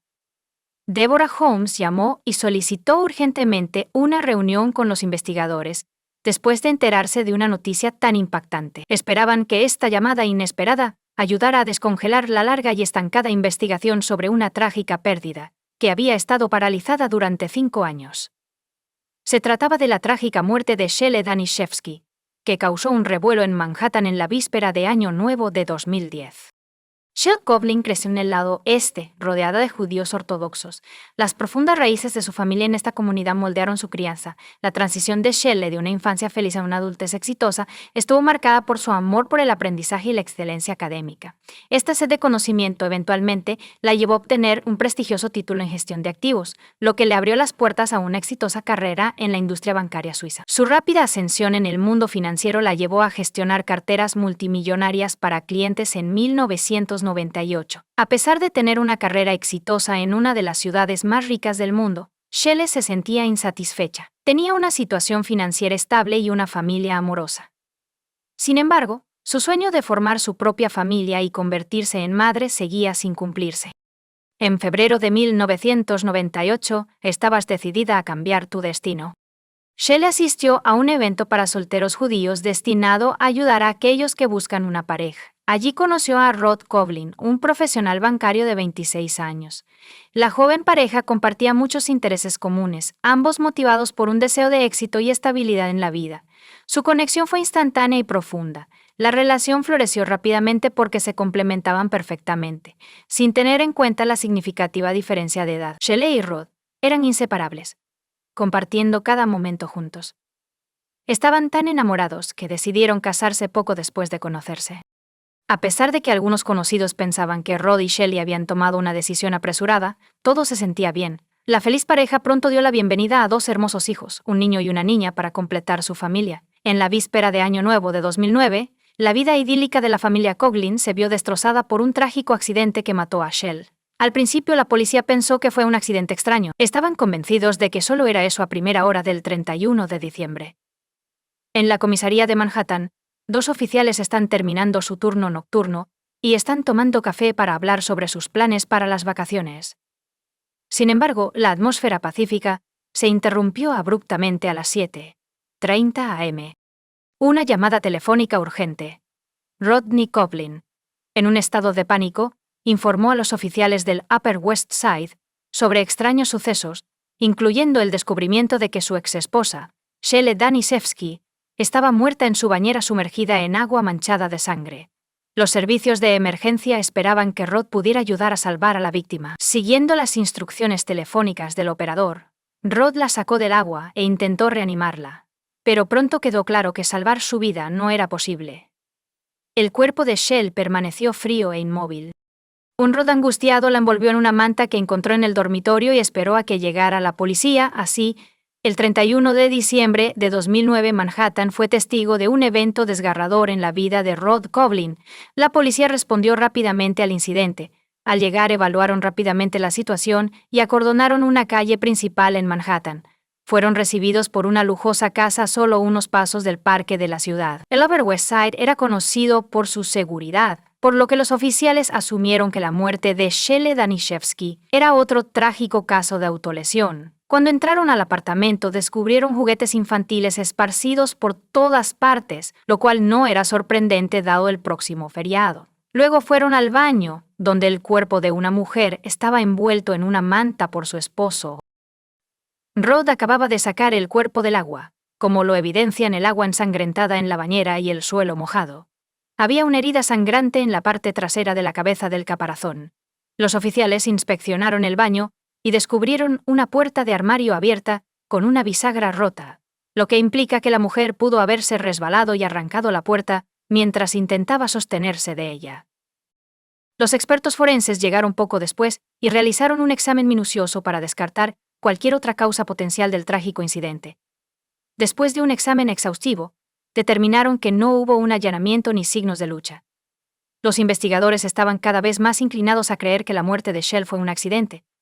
El detective que trabajaba en el caso decidió hablar con los miembros de la familia. Durante su interrogatorio, se reveló que la hija de 9 años de Shelley y Rod fue la primera en descubrir el cuerpo de su madre y estaba traumatizada y conmocionada por lo que vio. La niña pudo contarle al oficial de policía exactamente lo que había sucedido. Resultó que la noche anterior ella y su hermano menor habían dormido en la cama de su madre, lo cual es bastante común. Cuando se despertó en medio de la noche y notó la ausencia de su madre, fue a buscarla y descubrió la escena aterradora en el baño. La niña aterrorizada contactó inmediatamente a su padre para pedir ayuda. Rod y Shelley se habían separado recientemente, y él se había mudado a un nuevo apartamento en el mismo piso del mismo edificio. Para llegar a su apartamento, solo necesitaba cruzar el pasillo. La niña llamó a su padre, que estaba cerca, y llegó de inmediato. Cuando entró al baño, sacó el cuerpo de Shelley del agua y pidió ayuda. El relato de la niña era exactamente lo que Rod había descrito, confirmando la teoría de una muerte accidental. La policía informó a los familiares de Shell sobre el trágico incidente, lo que dejó a todos en shock. La autopsia y el examen forense estaban programados para el día siguiente al descubrimiento del cuerpo. Sin embargo, sorprendentemente nunca ocurrió. Cuando el médico forense llamó a los investigadores para comenzar el examen, se sorprendió al enterarse de que, a pesar de la necesidad, el procedimiento no se llevaría a cabo. Esto desconcertó al examinador, quien se preguntó cómo podía haber sucedido esto. Un rabino de la sinagoga había intervenido. Contactó a una organización encargada de los entierros judíos ortodoxos, que luego solicitó permiso a la policía para acceder al lugar de la tragedia, con el fin de ejercer los derechos religiosos garantizados por la fe de la familia de la víctima. Se otorgó permiso y un equipo liderado por el rabino llegó al lugar. Limpiaron la bañera de las manchas de sangre y prepararon el cuerpo para el entierro. Toda la evidencia y las pistas recopiladas fueron destruidas antes de llegar al departamento forense de la policía. Las autopsias se consideran un tabú en la tradición judía ortodoxa y se ven como una profanación del cuerpo del difunto, por lo que la organización actuó rápidamente. En este caso, el rabino de la sinagoga presionó a la familia de Shell, a los parientes en duelo y a su esposo, quienes estaban agradecidos por la ayuda del rabino y, a pesar de sus dudas sobre la naturaleza accidental del incidente, no se opusieron. La familia también decidió prescindir de la autopsia y dejar los arreglos funerarios a la organización de preparación de entierros. Así, en menos de 24 horas, Shallow había sido enterrado. Cientos de personas vinieron a presentar sus últimos respetos y condolencias a la familia. Más tarde, después de enterarse por la policía de que se destruyeron posibles pistas mientras limpiaban el baño, los padres de Shell comenzaron a tener dudas sobre la versión oficial de su muerte. Una caída en la bañera era ciertamente un riesgo. Sin embargo, la posibilidad de muerte por un accidente así les parecía cada vez menos probable. Aunque nada confirmaba sus sospechas, la idea de que la muerte de su hija no fuera un accidente les perturbaba enormemente. El Departamento de Policía de Nueva York no pudo llevar a cabo una investigación adicional porque las pruebas fueron destruidas, lo que llevó a la familia a contratar a un detective privado para aclarar las circunstancias y confirmar que la muerte de Shell fue causada por una caída trágica. El investigador privado contratado por los familiares de la mujer comenzó a investigar este inusual caso. Primero, visita la casa de la familia del fallecido y habla con los parientes de sus declaraciones. Descubrió que su relación estaba lejos de ser perfecta y que su matrimonio enfrentaba serios desafíos. La pareja celebró su 10º aniversario de bodas en 2008. Sin embargo, su felicidad conyugal se desmoronó rápidamente. Rod luchaba en su carrera, cambiando de trabajo con frecuencia. Se reveló que había desarrollado una adicción al juego y había gastado mucho dinero en ello. Shell estaba preocupada por la negligencia de su esposo hacia la familia y el uso excesivo de los videojuegos. Rod estaba gastando sus ahorros en torneos de backgammon, de los cuales Shell se había quejado a sus amigos cercanos. Estaba insatisfecha con la cantidad de dinero familiar que él gastaba en sus numerosos viajes. Además, descubrió que él había sido infiel durante sus numerosos viajes. Es importante señalar que Shelley no era pasiva ni ingenua respecto al comportamiento de su esposo. Después de descubrir su infidelidad a través de sus correos electrónicos, decidió poner fin a su matrimonio y obtuvo permiso para un divorcio religioso. Externamente, la pareja todavía parecía estar casada, pero Rod se había mudado a otro apartamento en el mismo edificio y un divorcio oficial tomó algún tiempo en completarse. A pesar de su distanciamiento y relaciones tensas, Shelley y Rod intentaron mantener una actitud amigable, especialmente por sus hijos. Sin embargo, el comportamiento de Rod frecuentemente causaba conflictos y desacuerdos. Shell se había quejado recientemente a sus amigos cercanos sobre su esposo, describiéndolo como agresivo y de mal genio. Ella sospechaba que él estaba monitoreando su entrada al apartamento cuando ella no estaba presente y revisando sus correos electrónicos. También sospechaba que Rod había instalado una cámara en el pasillo del edificio para monitorear cuando ella regresaba a casa. Estas complejidades en su vida marital podrían haber motivado una investigación más profunda sobre la muerte de Shell. Después de recopilar todos estos detalles, el detective privado propuso la teoría de que Rod estaba involucrado en la muerte de su esposa y que necesitaba realizar investigaciones adicionales para conocer toda la verdad. El primer objetivo de los detectives era determinar si había ocurrido un crimen en el lugar donde se descubrió el cuerpo.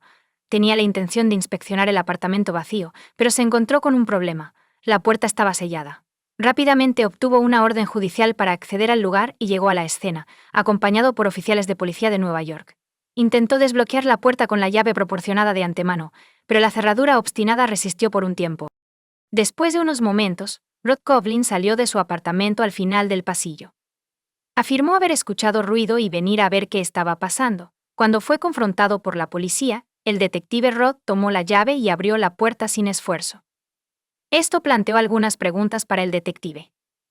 Rod escuchó sonidos en el pasillo por casualidad, o estaba vigilando deliberadamente las cosas. Una vez dentro del apartamento, el detective estaba decidido a encontrar pruebas que respaldaran su teoría del asesinato.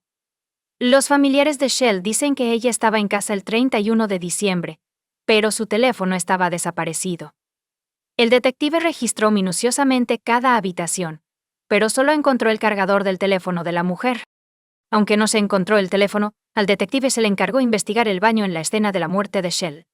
Prestó especial atención a la bisagra que los investigadores sospechaban que ella había cortado durante una caída. Cuanto más examinaba este objeto, más se cuestionaba si la concha podría haber arrancado el detalle metálico que estaba firmemente sujeto al armario. Incluso con el peso de la mujer, habría requerido una fuerza inmensa. Había serias preocupaciones sobre tal posibilidad. Después de una larga discusión con las fuerzas del orden, el detective intentó persuadirlos de que esto no fue un accidente, sino un homicidio. Los investigadores no se dejaron convencer y citaron la falta de pruebas. Como resultado, se decidió realizar una autopsia para determinar definitivamente la causa de la muerte.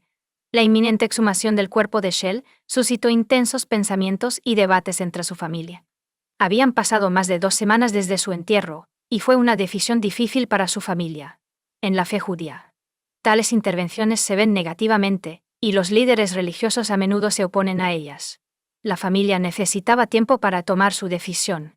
A pesar de las prohibiciones, creían que era fundamental conocer la verdad sobre la muerte de su hija y dieron su consentimiento para la exhumación. Sin embargo, este paso se complicó no solo por consideraciones morales, sino también porque llevar a cabo la exhumación requería una orden especial de la Fiscalía, la cual fue difícil de obtener.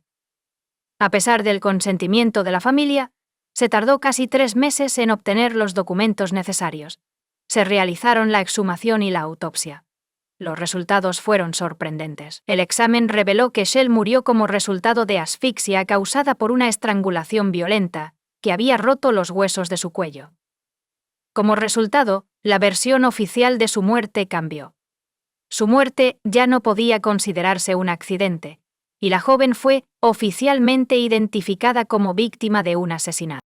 El Departamento de Policía de Nueva York reanudó su investigación sobre la muerte de Shell después de que los resultados de la autopsia confirmaran las sospechas de los detectives. Los investigadores comenzaron a examinar meticulosamente nuevos detalles, como los registros de llamadas telefónicas y los extractos bancarios. Toda información crítica en un caso de asesinato. Aparte de los miembros de la familia, se interrogó a todos los que interactuaron con Rod y Shelley, incluyendo a la niñera, la ama de llaves e incluso al abogado de divorcios. El abogado informó a la policía sobre el comportamiento inusual de la pareja. Roth afirmó en la primera audiencia de divorcio en mayo de 2009 que no podía pagar la pensión alimenticia debido al desempleo. El juez sugirió en broma que Roth renunciara a sus juegos favoritos, lo que lo enfureció en la corte y expuso su verdadera naturaleza a todos. Roth no se detuvo ahí. Buscó venganza contra Shell, acusándola de llevar un estilo de vida inmoral, malversar fondos e incluso llamando a su empleador con acusaciones difamatorias sobre drogas y violencia contra su hijo. Shelley sufrió enormemente como resultado de estas falsas acusaciones. Una investigación iniciada en respuesta a estas acusaciones no reveló ninguna evidencia que respaldara las afirmaciones de su esposo. El aspecto más impactante de esta historia, sin embargo, fue cuando el hijo de Roth y Shell reveló que su padre le había enseñado a decir frases diseñadas para desacreditar a su madre. Roth pagó un alto precio por sus acciones despreciables. En una nueva audiencia de divorcio el 7 de julio de 2009, se le prohibió estar solo con sus hijos, una medida que permaneció en vigor incluso después de la muerte de Shelley. A Roth se le negó la custodia de sus hijos, y un trabajador social se los entregó a los padres de Roth, lo que desató su ira. Lo más probable es que creyera que finalmente aceptaría la responsabilidad por sus hijos. La policía también habló con una mujer que anteriormente había cuidado a los hijos de Roth antes de ser despedida por él. Les proporcionó a los detectives información intrigante. Resultó que el 30 de diciembre Shelley se había hecho un costoso tratamiento de queratina para el cabello que valía varios cientos de dólares. Las recomendaciones después del tratamiento incluían evitar la exposición a la humedad y al calor durante varios días, lo que impedía bañarse o ducharse. Esto plantea la pregunta de por qué Shelley arriesgaría dañar su cabello al ignorar estas recomendaciones. Los investigadores sospechaban que Shelley no se había bañado el día que murió. Sin embargo, sus conclusiones carecían de pruebas directas y eran insuficientes para acusar a alguien de asesinato por sí solas. Los detectives también revisaron las grabaciones de vigilancia del edificio donde vivía la pareja. El día del asesinato, notaron el comportamiento inusual de Roth. A las 4 de la mañana, salió de su apartamento vestido como si fuera a salir. Regresó después de un tiempo.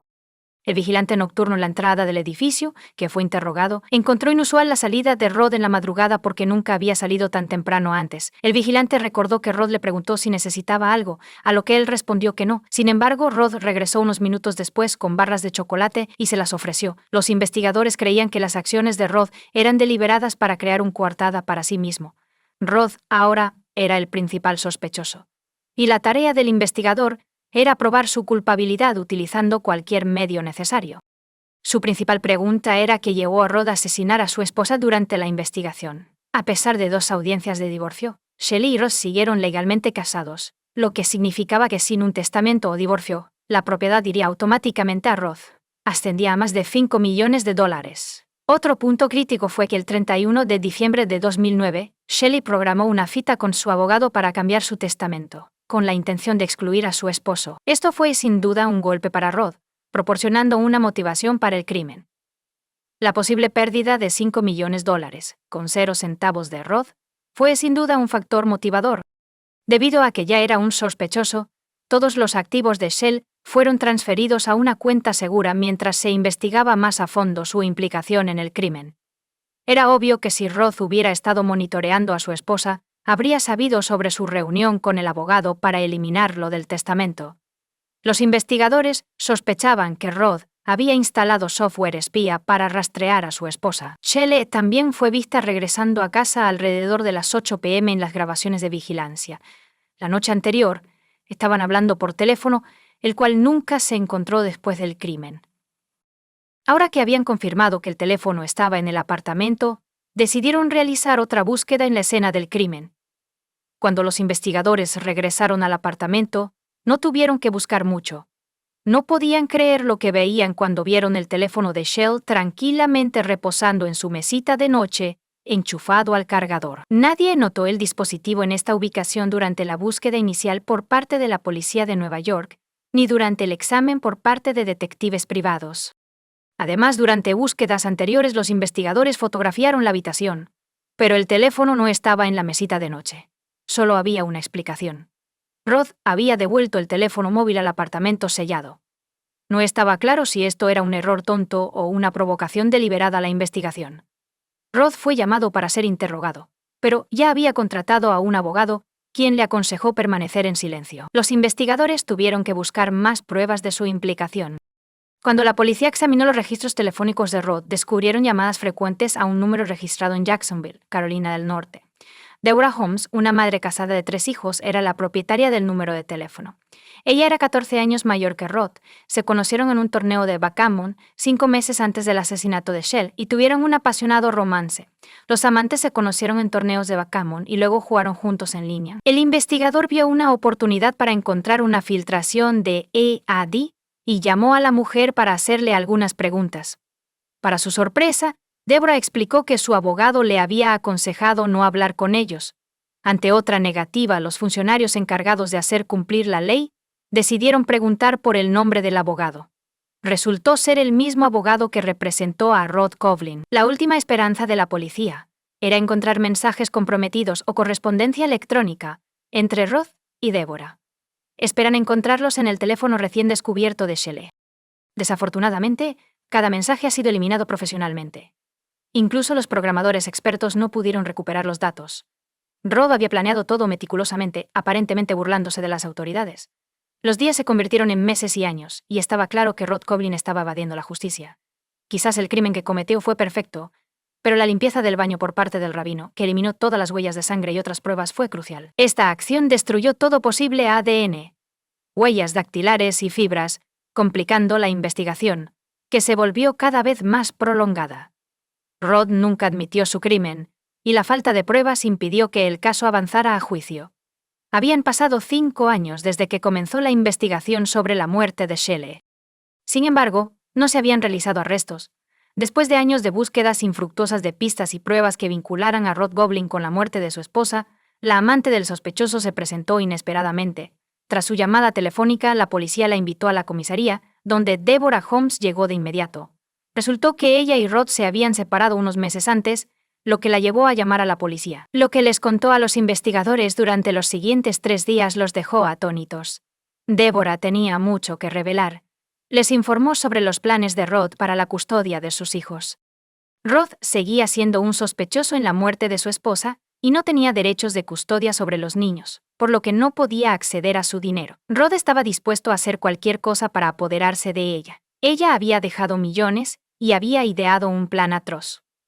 Kovlin tiene la intención de persuadir a su hija de 15 años para que simule un asalto y luego acusar a su padre, el padre de Rod, del delito. Esto llevaría al abuelo a la cárcel, lo que resultaría en que perdiera la custodia de sus nietos. Rod esperaba que su hija aceptara su plan a cambio de dinero. Mientras tanto, el criminal estaba retirando dinero regularmente de la única cuenta a la que tenía acceso, la cual Shelley había establecido para la educación de sus hijos. Los padres de Rod notaron que estaba malgastando sus ahorros, que deberían haber ido hacia el futuro de su hija e hijo. Estaban insatisfechos con su falta de interés en la vida de sus hijos, lo que provocó una discusión. Rod estaba tan enojado con sus padres que consideró seriamente acabar con sus vidas. Rod Kovlin compartió su plan con Deborah en 2012.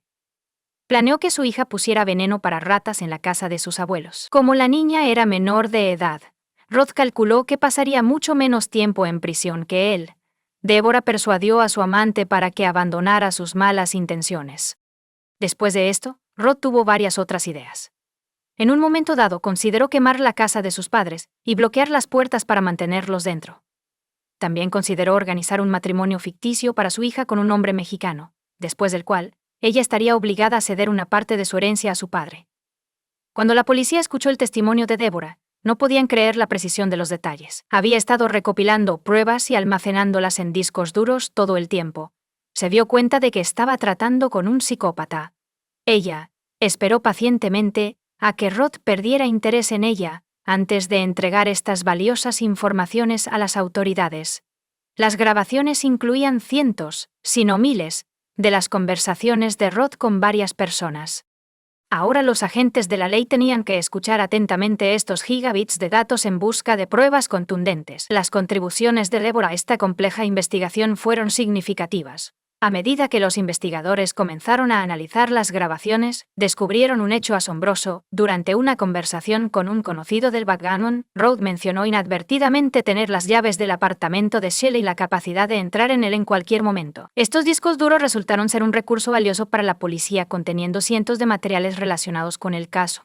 Los investigadores descubrieron que Rod estaba conspirando contra su propia hija, con la intención de culparla por la muerte de la madre, en una dirección de correo electrónico utilizada por el padre para enviar un correo electrónico falsificado. Se afirmó que la hija admitió haber mentido y que su madre no simplemente se cayó, según la historia inventada. Tuvieron una discusión por la noche y ella empujó a su madre al baño. Gracias a toda la información recopilada, la policía finalmente tuvo suficientes pruebas para acusar a Rod Coughlin de la muerte de su esposa. El 1 de noviembre de 2015, Rod Coughlin fue arrestado. La familia de Shelley esperaba el juicio del agresor de su hija. Pero la victoria no estaba garantizada. Los cargos eran circunstanciales, y un abogado hábil podría sembrar dudas en la mente de los jurados. Los detectives continuaron su investigación recopilando nueva información y verificando meticulosamente todas las pruebas. Pronto, una prueba irrefutable llegó de una fuente inesperada. Mientras estaba en prisión, Rod Coughlin le contó a un compañero de celda sobre la muerte de su esposa. Describió sus acciones con gran detalle, incluso imitando el gesto que usó para estrangularla. La policía solicitó las grabaciones de vigilancia y descubrió que coincidían perfectamente con los resultados de la autopsia. Esta era una evidencia directa de la culpabilidad de Rod, casi como una confesión. El juicio duró 7 largas semanas. Durante este tiempo, el jurado escuchó los atroces planes de Coughlin, que incluían asesinar a su esposa, atacar a sus padres y incriminar a sus propios hijos. El jurado quedó horrorizado por su comportamiento frío y engañoso. Les tomó 2 días llegar a una decisión final. Rod Coughlin fue declarado culpable en marzo de 2019 de la muerte de Shelley Daniszewski, su esposa y madre de sus hijos. A pesar de la falta de pruebas directas, recibió una sentencia de cadena perpetua con posibilidad de libertad condicional. Después de 25 años, Shelley Coughlin era una mujer exitosa y decidida que buscaba la simple felicidad familiar. Sin embargo, un monstruo despiadado y codicioso cruzó su camino, reclamando no solo su vida, sino también la de sus hijos y seres queridos. La determinación de Deborah Holmes llevó esta trágica historia a la justicia. El criminal fue condenado por sus horrendos actos. La valentía de Deborah probablemente ayudó no solo a obtener justicia, sino también a prevenir posibles crímenes futuros. Rod Coughlin nunca más hará daño a su familia ni a la gente de Nueva York. Comparte tu opinión con nosotros en los comentarios y suscríbete al canal para más.